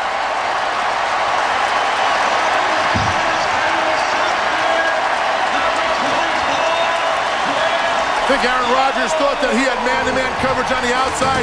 Don't think he saw that safety right there. Hope had 2 picks against the Colts on Monday night. His 3rd of the season today.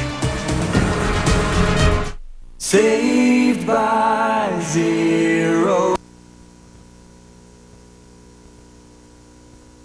Interception thrown by Aaron Rodgers all season, first in his last 89 pass attempts. Well, Mike McCarthy will call an aggressive game, but it's up to Aaron Rodgers to know when it is time to take a shot and maybe time to check it down on that one. No reason to throw that deep ball. And off to C.Johnson on first down, and he's bottled up.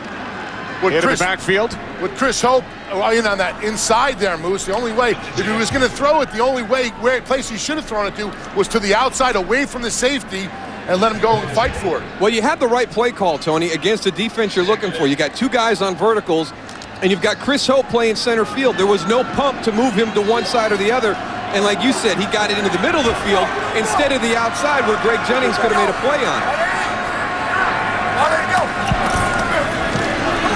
Collins looking to set up the screen on 2nd and 10.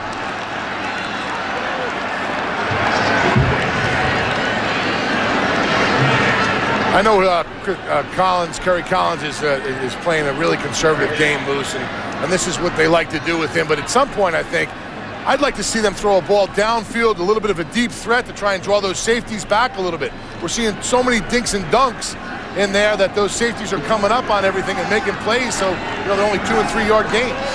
Well, until they do something like that, this Green Bay Packer defense, they're going to be watching for the screen. They're going to be watching for checkdowns. We've really only seen 2 balls thrown down the field to test this Packer secondary. Play clock at 2. Titans just get the snap off. Collins complete, both Scaife, but a terrific tackle by Brandon Chiller to keep Scaife from picking up a first down. And Brandon Chiller is going to get a few more opportunities this afternoon because he's a little bit better in coverage than A.J. Hawk. One of the guys they're worried about underneath is Bo Scaife. He leads the team in receptions. He's an outlet on 3rd down, extends these drives. Brandon Chiller in great position to make a tackle short of the first down mark. So the Titans unable to capitalize on the Green Bay turnover. The first turnover of this game. Blackman takes a hard hit at the 37-yard line. But again, did a nice job fielding the punt, not letting it bounce, as you pointed out earlier. Yeah, but put the hand up. My goodness. That guy has no fear, Goose. I mean, he is coming on a dead run on a short punt. Now there is a flag. Flag at the 45-yard line. You got to be kidding me. Holding, number 57 of the receiving team. 10-yard penalty, first down, timeout. Eric King with the hit and the tackle. Jason Hunter, the hold. Saved by zero.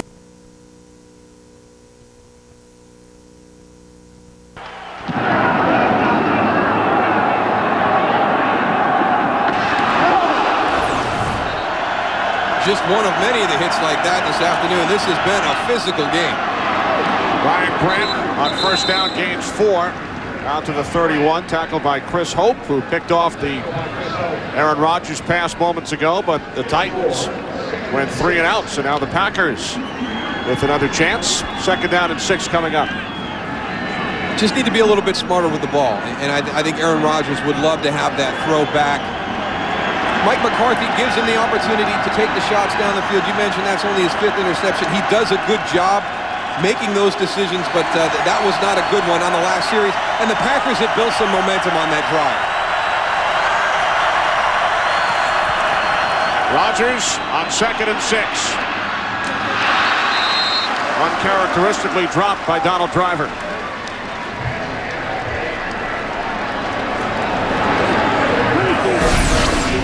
You're in the middle of the field. You know you're going to have people coming around to make a play. See how Donald Driver's eyes, no, just a little bit back shoulder. He needed to shut it down a half a step sooner. Aaron Rodgers thought he was going to shut it down in that hole. He went about another step and a half past that. 3rd down and 6.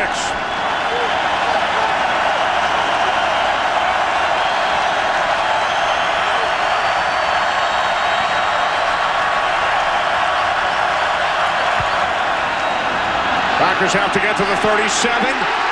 Ball comes loose on the sack of Rodgers, and it's recovered by the Titans.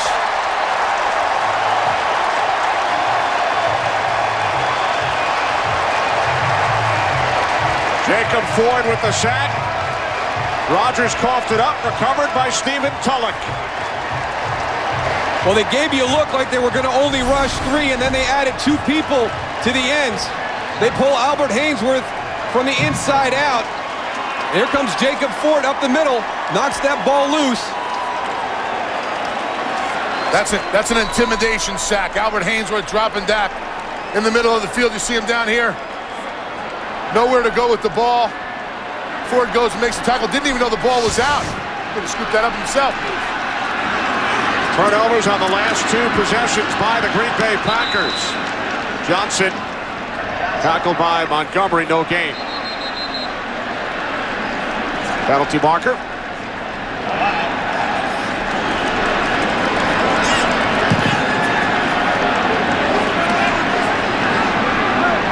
No foul on the play for a blow to the head. No foul. It wasn't a quarterback. It's okay to hit everybody else in the head. It was only a lineman. Don't worry about him. You smack him in the head all day. So Bill Levy picks up the flag. That is so wrong. Isn't it, man? That is so wrong. Sorry, guys. That was one of the real football players out there. You're gonna see flags out there pretty soon, hanging out, guys. After the non-flag, 2nd and 10, off the hands of the fullback Hall, Brandon Chiller on the coverage. He's doing what he's been asked to do in this defense this afternoon. You've got a lot of underneath routes that are going to come at you.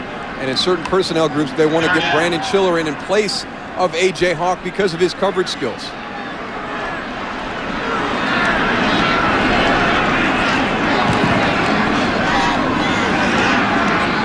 This would be a great job by this defense in a sudden change situation, Goose. If you can hold somebody to 3 in a situation like this, that's a plus. Or get nothing, and that's unbelievable. Complete to Bo Scaife. Scaife to the 7-yard line. Great awareness of where the sticks are. Bo Scaife went and reached out. I think he's got that first, guys. He does, Goose. Not only knowing where the sticks are, but knowing where your defender is. Look how quick he gets out to the flat. He's got Brandon Chiller beat immediately. Don't know why Brandon got caught up inside. We've just been talking about what his role is on the defense, and he is out-leveraged by Bo Scaife in the first 2 steps. Well, you said it. Here comes A.J. Hawk back in. They're going to try him maybe to cover a little bit. McCarron's in motion. First and goal from the 7. Chris Johnson. Johnson down to the 3-yard line, a gain of 4.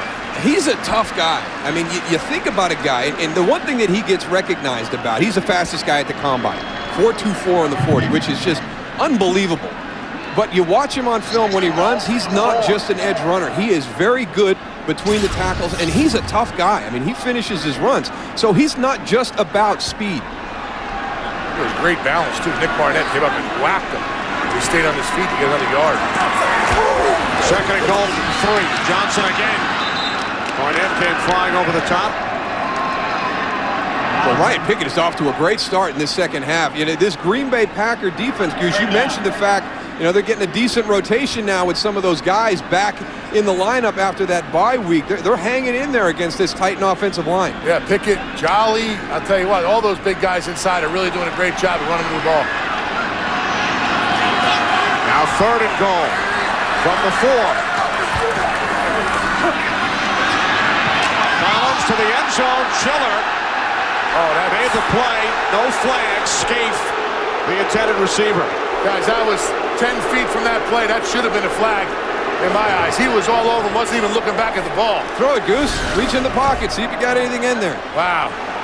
Can't believe they got away with this one.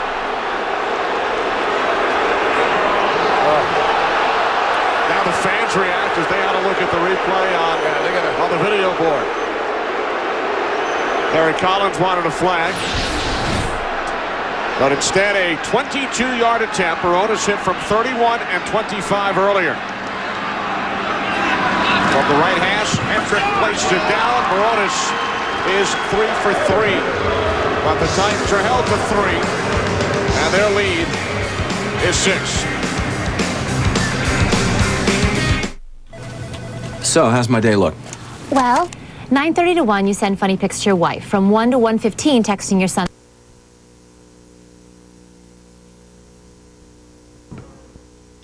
Today's game on Fox is sponsored by Verizon Wireless. Get sports clips, scores, stats, and more right on your Verizon Wireless phone.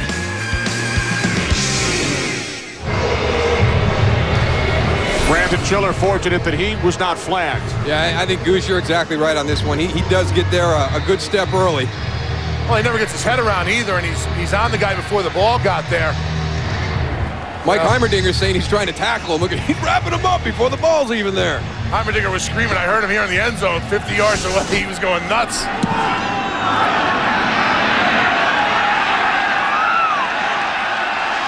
Packers will start from the 20. They've turned the ball over on their last two possessions. Welcome aboard Flight 1120. There are 6 exits on this plane. 2 exits on each side. And 2 window exits. Many of you will see the New York Giants hosting the Dallas Cowboys. Eagles visit the Seahawks, and the Falcons are in Oakland. It's coming up following the Packers and the Titans. Tennessee leading 16-10. Green Bay starting from their own 20. Off the play fake. Rodgers' pass is caught for a first down by Greg Jennings at the 40-yard line, a gain of 20. What a nice design play. You've got the defense going everywhere. You're showing run action out to your right. Then you pull back. Watch this route combination on the backside. Donald Driver clearing it through the middle. Greg Jennings breaking it across. What a throw by Aaron Rodgers right there. Well-executed play. Well-designed play. Aaron Rodgers very patient on that also, Moose. Just took his time, waited, knew when the break was going to come. Great delivery, too. Third catch of the day for Jennings. First and 10 from the 40. The late handoff to Grant. And Ryan Grant picks up 5 out to the 45 as we send it west to Los Angeles. And Kurt. Bears and Lions. Rex Grossman in for the injured Kyle Orton. Hooks up with Rasheed Davis on a 6-yard score. Bears get closer. It's 23-20 in the third. And in case you guys hadn't heard, Orton injured his ankle. Not expected to return to this game. Kenny Moose and Goose. Bears tied with Green Bay atop the NFC North. Lions looking for their first win. Second and 5. Grant loses a yard. I tell you, Goose, I don't know if you can single block Albert Haynesworth. You can't. You gotta give your guys help. I mean, he is just a beast. He gets such great extension on one guy. Watch him right here. He goes, gets his arms locked out. Boom. Sees the back. The great thing about it is when he gets that extension, his eyes are never on the blocker. They're always in the backfield watching where the ball is. He plays everything by feel and has great awareness of where the ball is going. A smart guy right there. Not just a big, powerful guy, but very smart.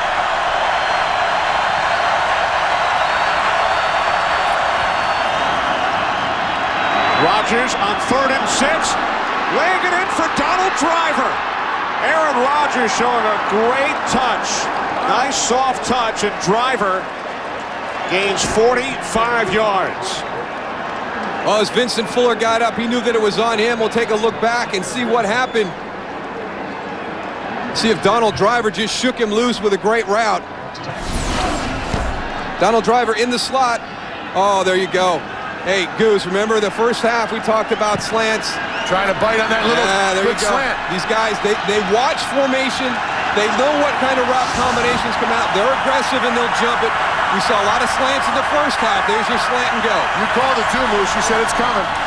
Now the slant intended for Jennings. Nick Harper on the coverage. 2nd and 10 coming up.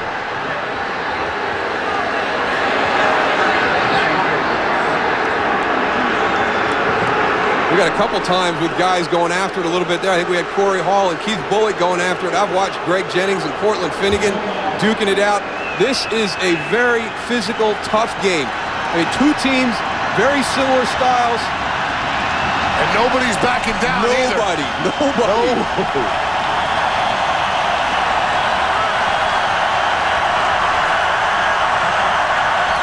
Second and 10 from the 12.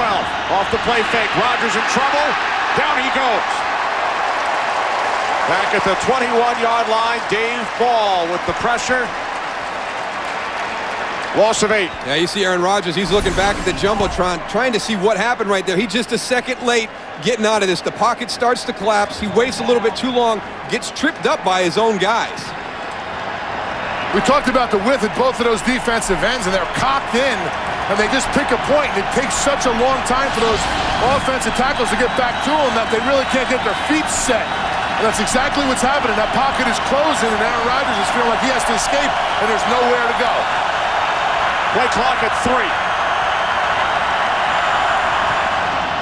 Rodgers on 3rd and 18 to Donald Lee, the screen, and Lee takes it down to the 6-yard line, but 3 yards shy of the marker. That looked like something from a rugby game. So the Packers, following the sack, the loss of 8, unable to pick up the first down. And Mason Crosby, who connected from 23 back in the second quarter, now to attempt a 26-yard field goal.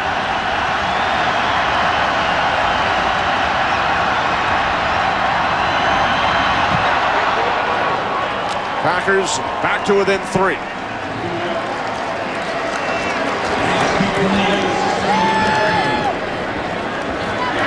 So with 11 seconds remaining in the third quarter, it's a 3-point Titans lead. And Howie talked during the halftime show, Darryl, about the fact that the Titans are used to playing in these close games. In fact, Tennessee has trailed in the third quarter 2 of their last 3 games. This is what they're built for. It's about running the football, controlling the clock, playing great defense, not allowing touchdowns, holding teams to field goals. So you get in a lot of tight games in the fourth quarter. This is exactly where Tennessee feels comfortable. Now, what Green Bay wanted to do coming into the game, which every team would love to do, especially against a team like Tennessee, is jump out early, get a lead, take them out of their comfort zone. Tennessee always does a nice job of being able to have their game plan and how they move forward during the course of that game, of staying in their comfort zone, because they don't have penalties, they don't turn the ball over, they don't put themselves in bad positions. So you get a lot of situations like this. Tennessee 16, Green Bay 13, 11 seconds to go in the third quarter.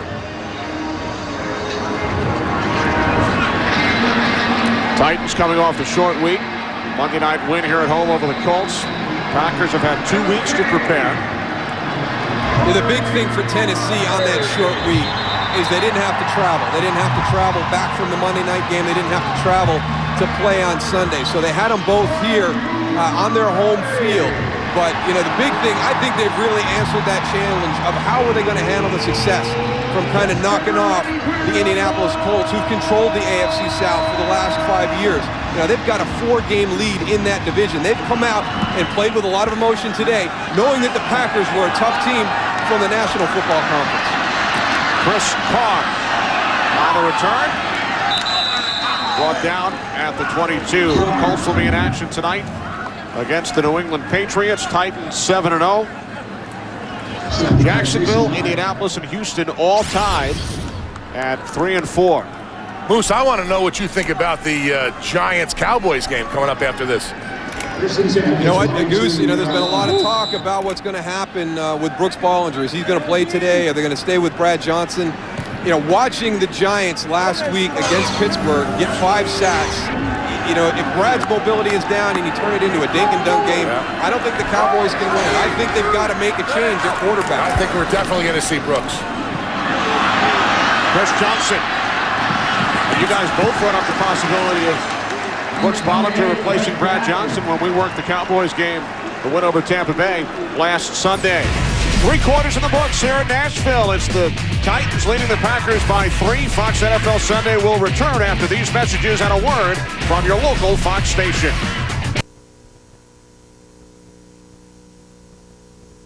Michael Montgomery made the tackle. Titans have been strong in the fourth quarter of games all season. Unbelievable. I mean, look where they rank in the NFL in some of these key categories. And, you know, you talk about a team that pushes it into the fourth quarter. Well, that's fine.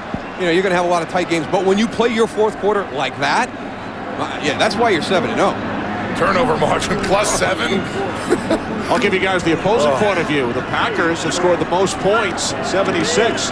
in the fourth quarter this season. And the only team ahead of them in turnover margin is the Green Bay Packers. 3-point Titans lead as Collins fires, deflected, nearly picked off. Boy, we have had a couple of those today for the Packers. And they lead the league in interceptions with 13. They've had an opportunity for a couple of more here this afternoon with several guys around. They gotta get a baseball coach to come in and just get the meat call. Mine, mine, mine. I mean, Nick Collins is probably going to the house. Michael Montgomery dropping back in a little zone blitz scheme and going for his interception as a defensive lineman.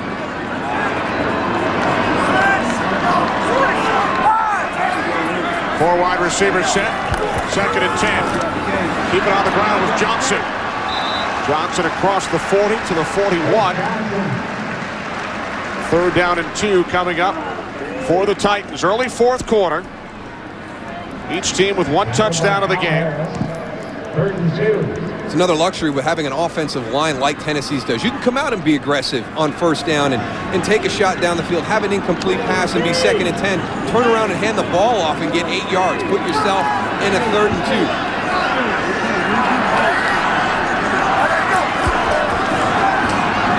Collins to the air on 3rd down.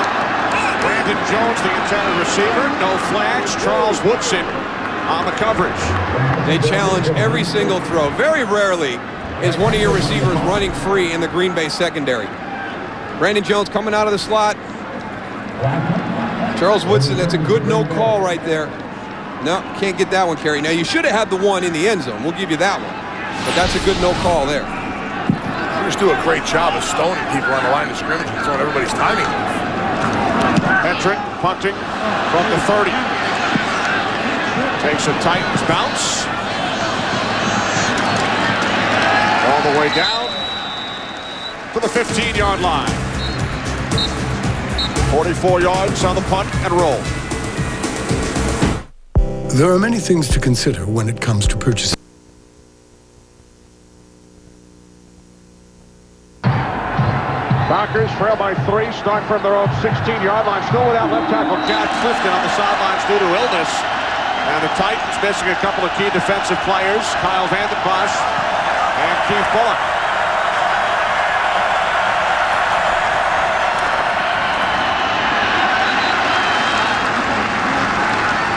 Aerial coverage brought to you by DirecTV. Now get over 130 of your favorite channels in HD.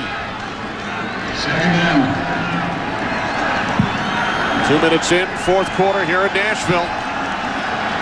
As Darryl and Tony have been talking about, it's been a very physical game. The Titans looking to maintain their perfect record.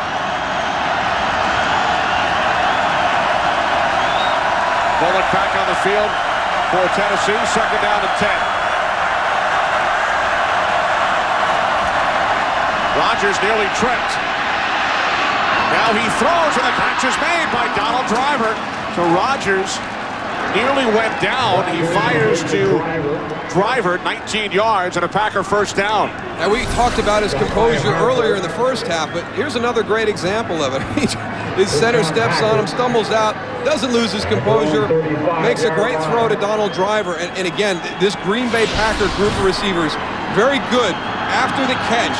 So Nick Harper, a nice job right there, saving some extra yards. We've seen some nice catch and runs by the Packer wide receivers today. Almost another opportunity there. 4 receptions, 76 yards for Driver. Play clock at 4. On 1st down, it's Grant.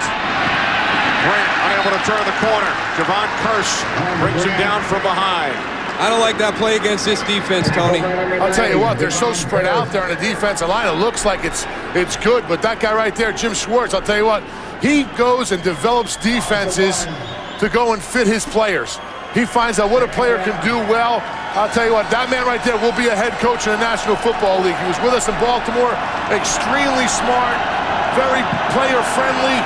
We talked to him, Moose. I mean, he'll tell you exactly what he's going to do. He's going to say, this is what we're going to do. Come out and beat us. And I'll tell you what, he's got a great track record. And, I wish him the best.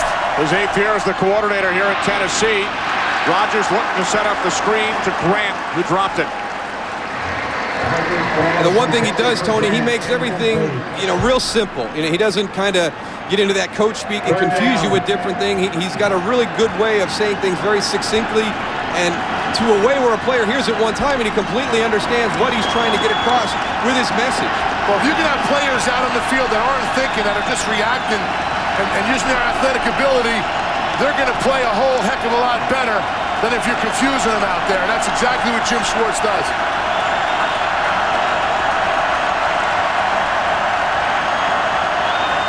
Packers must get to the 45 for a first down. Rodgers being chased. Down he goes. The 4th sack of the game for the Tennessee Titans. They're relentless down there, Moose. They just keep coming and coming, grabbing on the stuff. They don't let go. I'll tell you, they really come after you. Here they are right here. 4 guys down. Only 4 guys rushing. Look at them, little stunts. Boom, look how they fill. I'll tell you what, against a good offensive line, too. We talked about it early in the game. This defense is for real, if anybody was wondering if they played anybody good out there. Second sack goes for D.Ball today. Chris Carr. 55-yard punt by Frost. And a return on 11.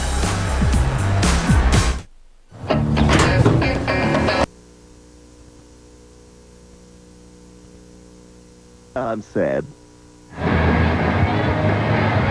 10.5 remaining, 4th quarter. Titans have won 10 consecutive regular season games. 7-0 this season. 3-point lead. And they start from their own 28-yard line.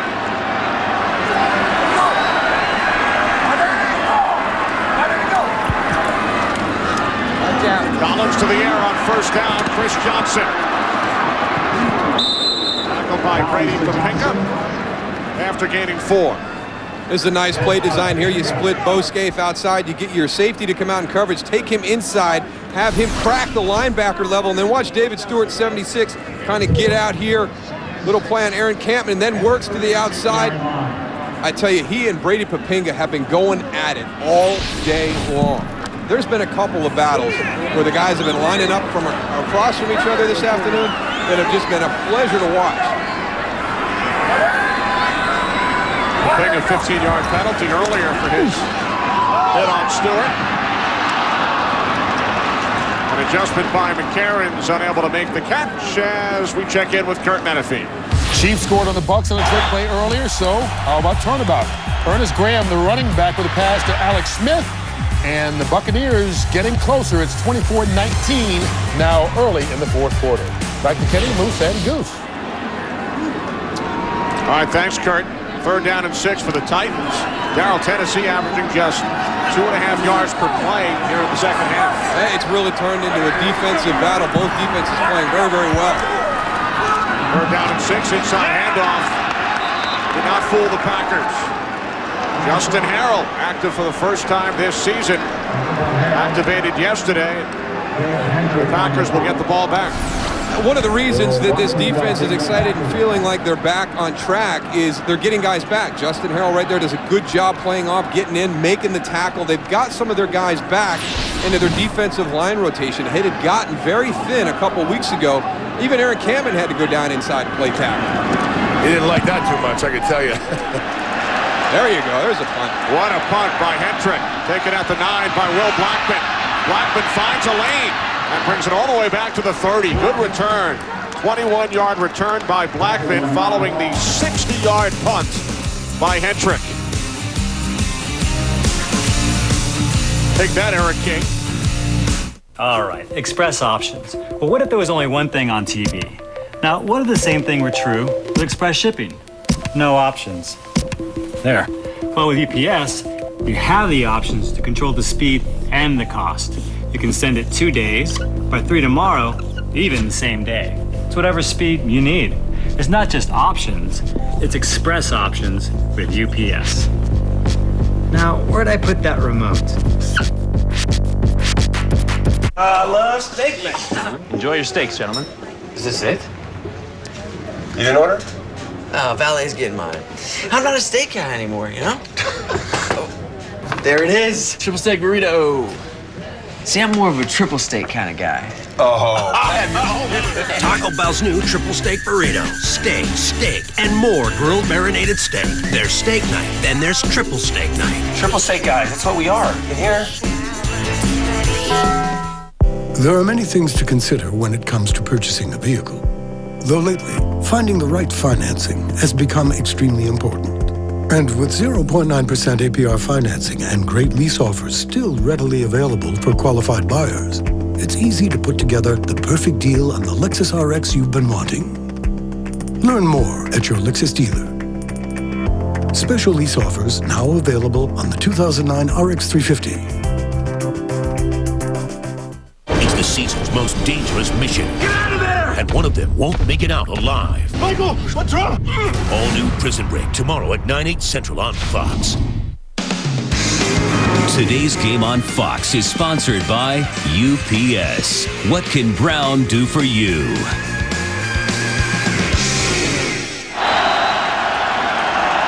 Under 9 minutes remaining, fourth quarter. Titans lead the Packers by 3. First and 10, Green Bay from their own 30-yard line.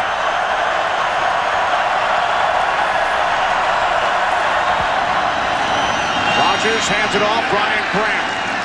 Grant out across the 32 to the 33. David Thornton made the tackle. You got to pay off a couple of guys who stepped in today and played really well with guys being out. Chad Clifton is out. Derek College is kicked out to left tackle and done a nice job out there. Jacob Ford, D.Ball, both getting extended playing time this afternoon because Kyle Vanden Bosch couldn't go, have played well. Good to see teams where when somebody goes down, especially a frontline player, you guys right behind there step in and play well. Ford and Baldown have combined for 3 sacks today. Here's Grant. Grant, first down and more. Ryan Grant out to the 46, and Michael Griffin made a tackle that perhaps kept Grant from taking it all the way. This is when Ryan Grant is at his best, when you can get him into a one-cut situation. Stretch play, one cut, shoulder square, downhill into the secondary. 13 yards for Grant. He has 80 on 18 carries.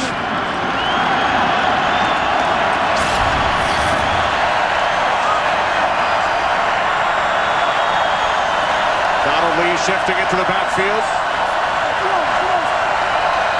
First and 10 from the 46. Rodgers a pump fake and now hits a wide open Donald Driver. Driver down to the Titans 25. It's just like they were setting him up for the second half during the first half of this game. A lot of short routes, hitches, slants, routes like that. We've seen a couple of double moves because they know that this is a physical group. They like to jump routes. You see this on film. You test them and you try their patience in the first half and then you make them pay in the second half. That's why you can't be too aggressive. You can be aggressive, but if you're over-aggressive, they're going to come back and they're going to use it against you.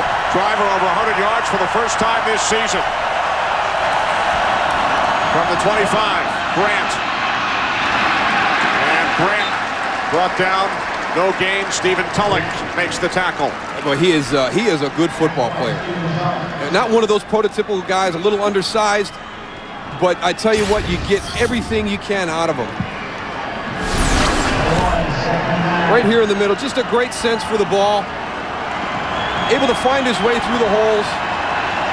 Good hesitation, good read. Then look at the burst. As soon as he reads it, as soon as he sees draw, he doesn't turn his shoulders, doesn't take himself out of position to react to it. Rodgers on second and 10, deflected and nearly picked off. It bounced away from Driver. And the Titans thought they had a third takeaway in this second half. Well, Donald Driver knows he's got Titans all around him. You want to be sneaking a peek to see where he's going to go. That ball is coming out of the shade into the sun. Nick Harper had a chance. Hit the ground.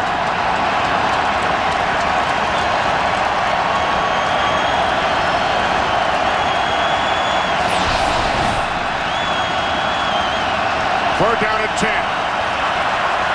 3 receivers set. Packers have to get to the 16. Brandon Jackson. Jackson to the 20, the 19.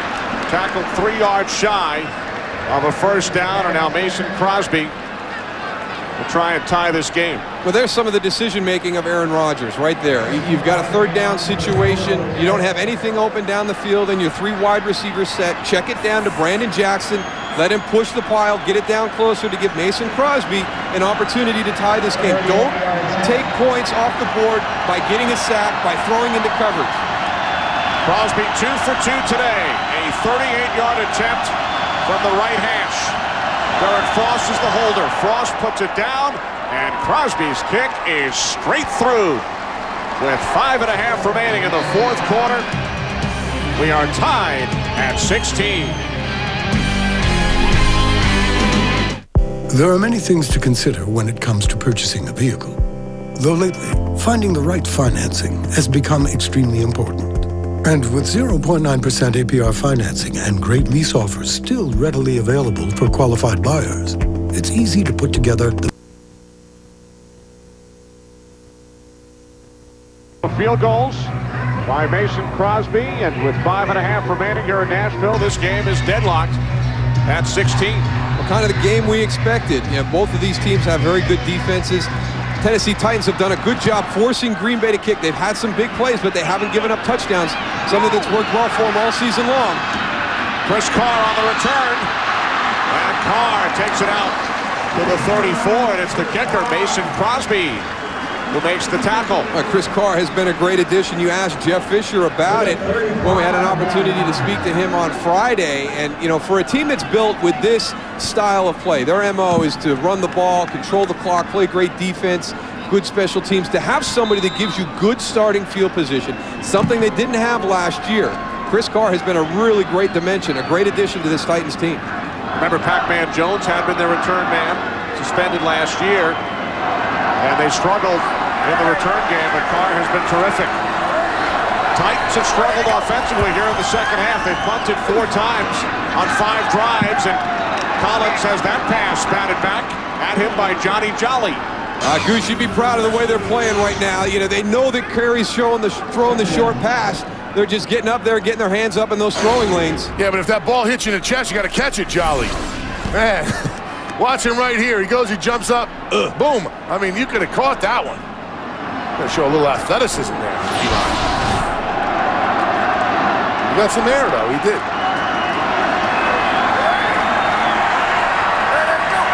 Second and 10. Nick Collins right there to make the tackle on Chris Johnson.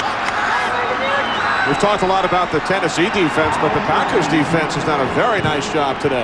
Very good job. And you know what? A lot of it is the preparation. I mean, we've talked about how well they play, how physical they are. But on that play right there, one of the things that this offense of the Titans does, they get people down the field, and then they're trying to get the ball underneath to Boscave, to Chris Johnson. Nick Collins does a great job of seeing that whole play develop and kind of hits it on the run, gets there right as Chris Johnson makes the catch. They've held the Titans to just 54 second-half yards. Titans have to get to the 45. Collins firing downfield. That one is nearly intercepted by Atari Bigby. How many of these are going to see today, Moose? I don't know. There's a lot of opportunities for turnovers, missed opportunities, I might add. I tell you, Goose, they could have easily had 3 interceptions this afternoon. They are getting hit in the chest. They got balls floating in the air, and they got 2 people diving in for them. That's a little bit of rust by Atari Bigby. He's been out with a hamstring issue. He's just completely late getting his hands up. Hetrick punted only once in the first half. This is his 5th punt of the second half. High snap. Taken by Blackman. Fair catch at the 18-yard line. So the Packers get the ball back with 4 minutes, 24 seconds remaining. And the Giants and Cowboys coming up. Last week, Giants with a huge road win in Pittsburgh, while the Cowboys beat the Bucs at Texas Stadium. Giants are 6-1. Cowboys 5-3. An NFC East matchup coming up on Fox, and the Cowboys have won the last 3 meetings with the New York Giants in the regular season. Yeah, they lost the important one last year, but this game is really talent versus team. You know, the Giants, that game they played last week in Pittsburgh, they just found a way to win that game. They hang in there. They just do all the little things. Very similar to what Tennessee and Green Bay have been doing this afternoon. First and 10, 18-yard line for Aaron Rodgers and the Packers. Nice catch, Donald Driver. And then he breaks free for 5 more yards, takes it out to the 29, a Packers first down. He's had a couple ones bounce off his hands, off his chest, and then he makes a fantastic catch right there. Gets his head around late. That ball's right on top of him, off his body, and still able to pull it in. Driver had only 1 reception in the first half. It was for a touchdown. The Packers' only touchdown. He has 5 catches here in the second half for 111 yards. From the 29, the handoff to Grant. And Ryan Grant takes it out to the 35-yard line before he's knocked out of bounds by Stephen Tulloch. Albert Hainsworth almost could have took the handoff himself in the backfield. Beats the guy in the line of scrimmage, penetrates, gets all the way back, disrupts it in the backfield. I mean, watch him right here. There he goes. He beats the first double team, goes. He just has to wrap up a little bit, but he goes and makes the runner bounce to the outside. And that's why they were able to go and not have a huge gain on that play. Well, John Kuhn's the guy that got the corner for him, Goose. That's why you got to have a fullback in front of you, because if you get beat quick, he's there to kind of clean things up. Way to lobby for that fullback, Moose. Now Rodgers going deep, looking for Jennings, and Greg Jennings is unable to make the catch. No flags. Cortland Finnegan on the coverage. Tell you what, Finnegan has played a great game today, man. I know he bit on one earlier, but he's been right with Jennings all day. What a great throw by Aaron Rodgers. I mean, this is a deep throw. There's a more double move on this. They are battling all the way down the field. He's got his hands on him. I can see why Greg Jennings is lobbying for it, but I like the no call. I like the no call. He's got his hands wrapped around. I was wondering why he didn't get that thing pulled in. Maybe that should have been a call. Packers got away with one in the end zone earlier. It's karma. They're letting them play. It's all karma. 3rd down and 4. Rodgers fires, caught for a first down by Donald Driver in Titans territory. Tackled at the 45-yard line after gaining 20. Well, you talked about the numbers that Donald Driver's put up here in the second half. It's because you've got to worry so much about Greg Jennings and his big playability. Donald Driver's just having a field day here in the second half, and you can see the old adage, football's a game of inches. Boy, that ball just got beyond the outstretched hands of Keith Bulluck. That was a nice wiggle, too, there at the end. Last time Driver faced the Titans, he had 10 catches, 150 yards. Today, so far, 7 for 136. Rodgers can't find anyone, throws it away. Good decision by Aaron Rodgers. Very good, very good. You know, that you got to get that clock in your head kind of. You want to set it a little bit early when you're playing the Tennessee Titans. You want to have that ball come out a little bit faster. 3rd time over 300 yards this season for Rodgers, and it's the first quarterback to throw for 300 against the Titans, Darryl, in the last 22 games since Peyton Manning, September of 2007. Well, a bold statement by this Tennessee Titans defense. They said without a doubt the best receiving core they'll have faced all season long, and that's right after they played the Indianapolis Colts. 2nd and 10. Rodgers steps up. He throws. Deflected and then nearly intercepted by Finnegan. Jordy Nelson was the intended receiver. There's your guy Finnegan again, Moose. Tell you, that's one of the battles we talked about him all day. Guys going at it. He's just fighting for whatever he can get there. Great job by Stephen Tulloch as he's pulling out. He's trying to get into his spot on the field. Gets his hand up, gets a deflection on that ball.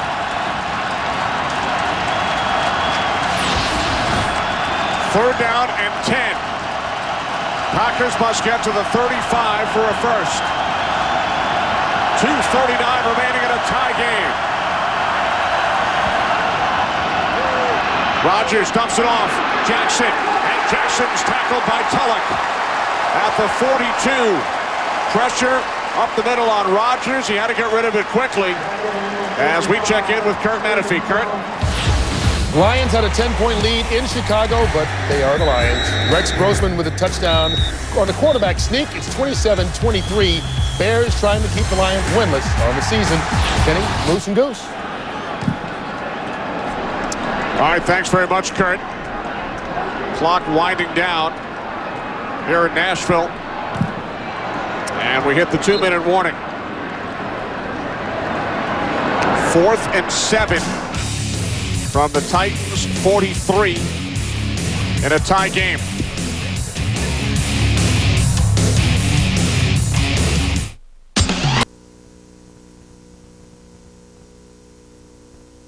Mike McCarthy would have sent out Mason Crosby to attempt a 61-yard field goal. So here's Derek Frost punting from the 47. Oh, catch it, don't let it hit the ground. Bounces inside the 10 and is down at the 8. Unbelievable. I mean, that ball was up in the air high enough where anybody who was back for the punt could have come up and fair caught that. You can't let that hit the ground at the 20. So the Titans, with 1:49 remaining, will start from their own 8-yard line. 165 total yards for the backfield tandem for Tennessee, L.White and C.Johnson. And how about what the Packers defense has done here in the second half? Yeah, and this Titans offense better do something with this football right here, because Green Bay has all 3 timeouts left. They get another 3 and out here. They could be right back down trying to attempt a field goal to win this game. This is critical for Kerry Collins and this offense to move this football. 1st and 10, handoff C.Johnson. And Johnson takes it out to the 15-yard line. Gain of 7. And a timeout is called by Green Bay with 1:39 on the clock. Mike McCarthy became a father for the 2nd time during the bye week, not getting much sleep.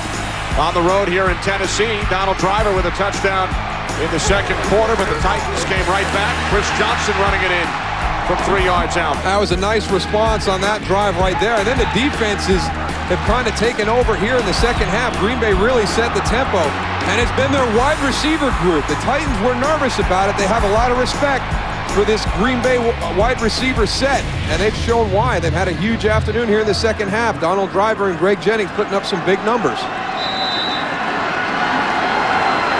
2nd down and 3 following the 7-yard run by Johnson. From the 15-yard line, it's Johnson again, and Johnson has a Titans 1st down.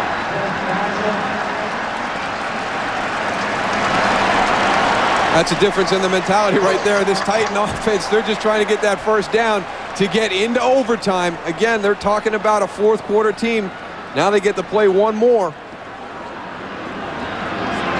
That's a long way that ends on for the way they play offense.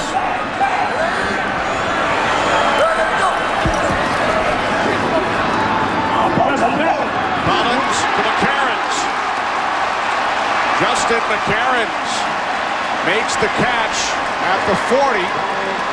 We've seen this play creeping closer. Yeah, well, we've seen this play attempted several times this afternoon. That back shoulder kind of go route. They play such tight coverage. You're not going to get it over the top, so they've been trying to get it on the back shoulder all afternoon. They finally get one completed, and at a critical time. Looks like he just got control of that ball before he gets out of bounds there. Nice catch by McCarrons. 1st and 10 from the 40. Collins to the far side to Brandon Jones. Tackled by Charles Woodson. He remained in bounds. So much for playing for overtime now. Just had to get off their own, get out from the shadows of their own end of the field. Little urgency now by this Titans offense. They got a great field goal kicker. Season-long 49, career-long 60. Collins throws it away with Aaron Campbell coming up the middle. Yeah, kind of what we saw happen earlier in the game where the Green Bay Packers turned loose Javon Curtis. Here the Titans turned loose Aaron Campbell. One of those guys you want to have accounted for if you're throwing the football.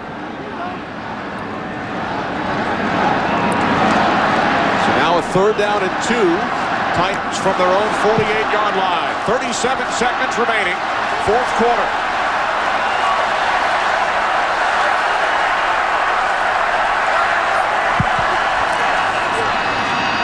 Collins on 3rd and 2, and the catch is made at the Green Bay 40-yard line by Brandon Jones. A Titans 1st down. Wow, this has been impressive. I mean, you see the team down inside the 10-yard line. They're running the ball. You think they're just trying to get themselves into overtime. As soon as they convert and get that 1st down, there's a completely different approach. by Mike Heimerdinger, the offensive coordinator. Now aggressive down the field. A great back shoulder fade to Justin McCurran to get this drive started. Prior to this drive, Titans had gained only 57 yards in the entire second half. They started at the 8. So on this drive alone, they've gained 52. That offensive line for the Tennessee Titans is doing a great job of giving Kerry Collins a lot of confidence to stand back there and make these throws also, guys.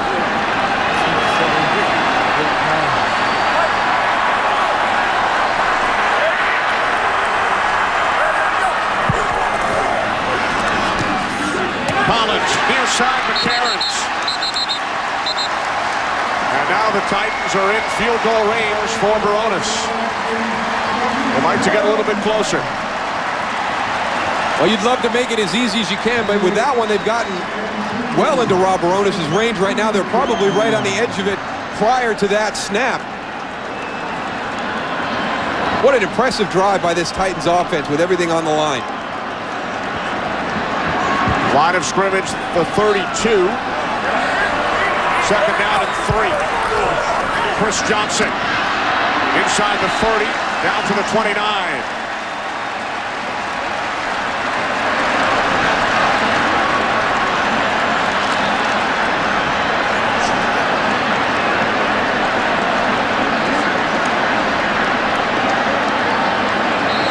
Clock winding all the way down to 4 seconds, and Jeff Fisher calls timeout, and this will set up a 47-yard field goal attempt for Rob Baronis.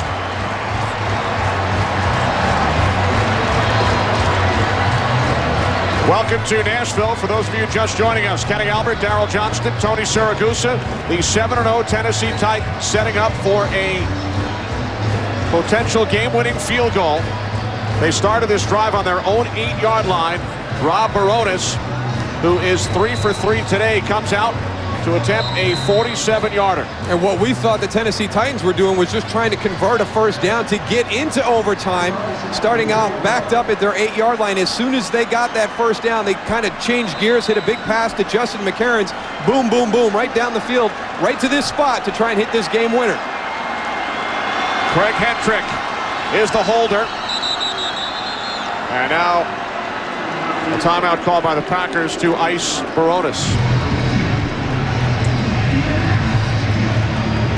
The Titans have driven 64 yards in 8 plays after they had gained only 57 yards in the half prior to this drive. The only undefeated team in the NFL at 7-0. Big day for the Green Bay Whiteouts. Donald Driver with the only Packers touchdown, his first 100-yard game of the season. But it's Rob Baronis looking to win the game in regulation for the Tennessee Titans. His season-long, a 49-yard field goal. His career-long, 60. Many of you will see the Cowboys and the Giants next. Hendrick will place it down at the 37 on the left hash. This is for the win. It's for 8-0. The kick by Baronis is off the right upright. So the Packers and the Titans are heading to overtime. You know what? This game deserves to go to overtime. The way it's been played, the way that the ebb and flow of this game is going. Look at Jeff Fisher. Knows he missed an opportunity, but you got to shift gears right now. You've got to get ready for overtime immediately. Yeah, you had a chance to win it in regulation. It didn't work out. Get your mindset right. Let's go out and win this toss. No, Coach, it's not. It's sliding to the right. It's sliding to the right. But this has been such a well-played game, and the thing that I've been impressed most with Tennessee is how they have responded each time Green Bay has kind of pushed them a little bit. It happened in the first half when they took the lead, had a great drive, went down, took the lead again. Green Bay responded. What a great drive at the end of the game by a Titan offense that was just completely inept the entire second half to at least give you the shot to kick the field goal. Fourth quarter. Each team is given 2 timeouts. All the replays will be from the replay booth. Any questions? You're the visitors, you'll call it. 6-3, heads. And it's tails. You'd like the ball, what goal do you want?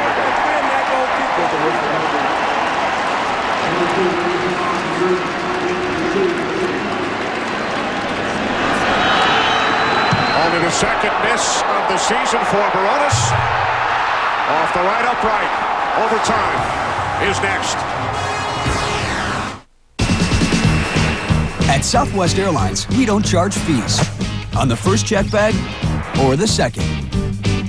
At Southwest Airlines, we don't charge fees on window. Packers and the Tennessee Titans are tied at 16 as we welcome you back to Nashville. Titans have won the toss. Chris Carr back deep for Tennessee. From 2 yards deep in the end zone. Titans will start from the 22-yard line. And Jeff Fisher would love to see another drive like the one at the end of the fourth quarter. Well, I mean, you kind of floundered around the entire second half, and then with the game on the line, you put together your best drive. I really thought they were playing just to get to overtime. They give Rob Baronis an opportunity to win the game at the end. But, Tony, everything we thought this game was going to be about when we started. This is a backyard brawl, and you know what? You talked about Tennessee and their offense, how they opened it up. They need to do that here in the overtime. They need to go and get Kerry Collins throwing balls downfield and start exciting this offense a little bit and put them in an opportunity to go and kick another field goal to win this game. From the 22, Chris Johnson. Johnson across the 25, gain of 4. It's the 8th overtime game in the NFL this season. Last overtime game for the Packers, the NFC Championship game, the loss in Lambeau to the New York Giants. Titans played one overtime game last year, a 23-17 loss to San Diego.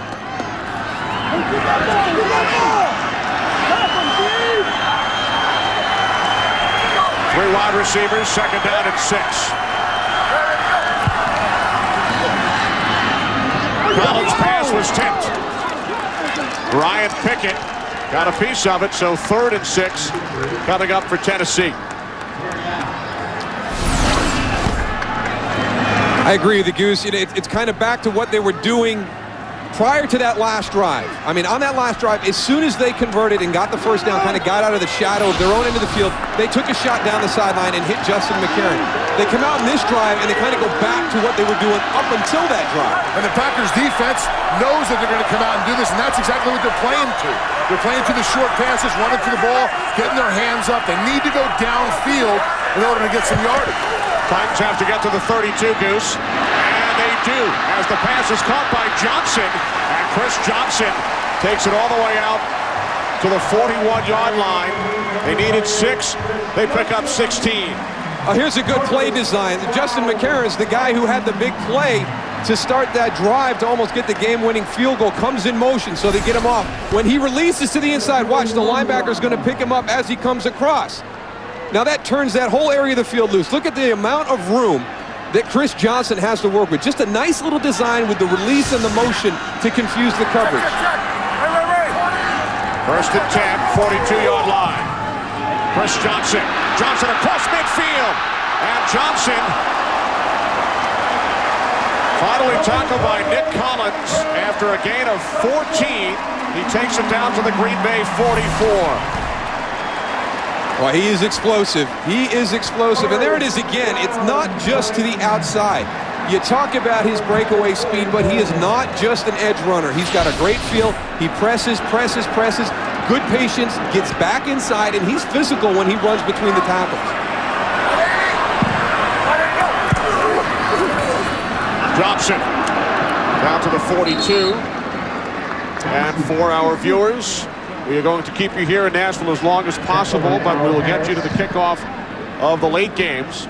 Second down and 7 coming up for the Titans from the Packers 41. There's Rob Baronis, hit the right upright on a 47-yard field goal attempt, which would have won the game at the end of regulation. How bad does he want another shot at that goal post?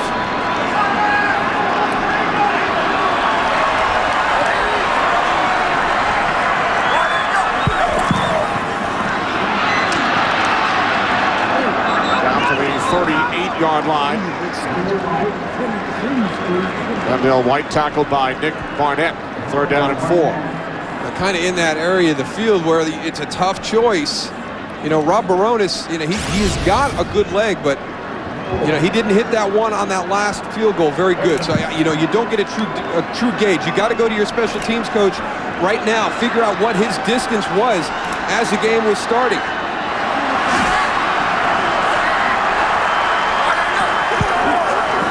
On 3rd down and 4, it's linked to L.White. And White picks up a first down, running hard. We've seen Johnson for the most part in the second half, but White here in overtime moves the chains for the Titans. That was huge right there because it takes that entire decision-making process completely off the table. I mean, that's a tough one. You get negative yards or a short gain in that situation, you're really weighing your decisions about playing field goal or field position or trying to go for a 53, 54-yarder. Kevin Mawai shows you how important that conversion was right there. Mawai, the leader of the Titans offensive line. Johnson in the backfield, 3 wide receivers. This is Johnson. Stutter step. Johnson down to the 26. Michael Montgomery made the tackle. Again, the response by this Titans offense with the game on the line. They did it at the end of regulation. They're doing it again to start overtime. Mike Heimerdinger doing a great job mixing some things up. Titans trying to remain perfect. Tennessee will visit Chicago next Sunday. From the 26 on 2nd down. Johnson. Chris Johnson down to the 23. Again, it's Montgomery. And another 3rd down situation, 3rd and short for the Titans. Just a nice job. I mean, Johnny Jolly's got him in the backfield. He's gonna get him for a loss. It's gonna put him back around the 30-yard line.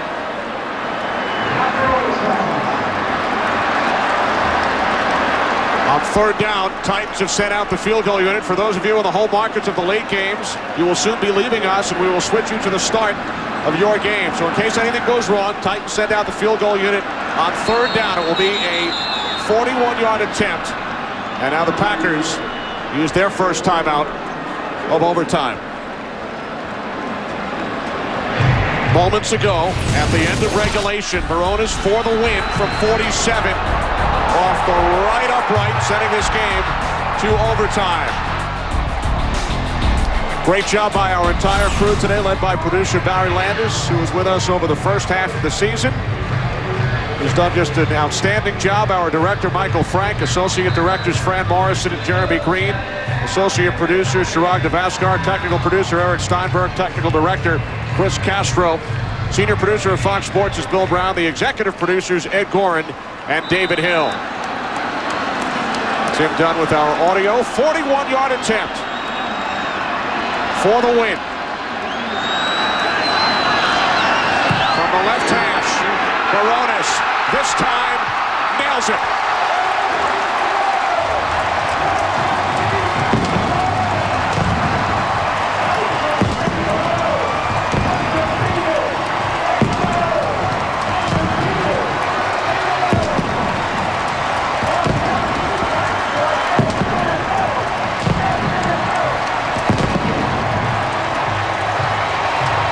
This Titan team continues to do a great job of their MO, one game at a time. They knew this was a big one.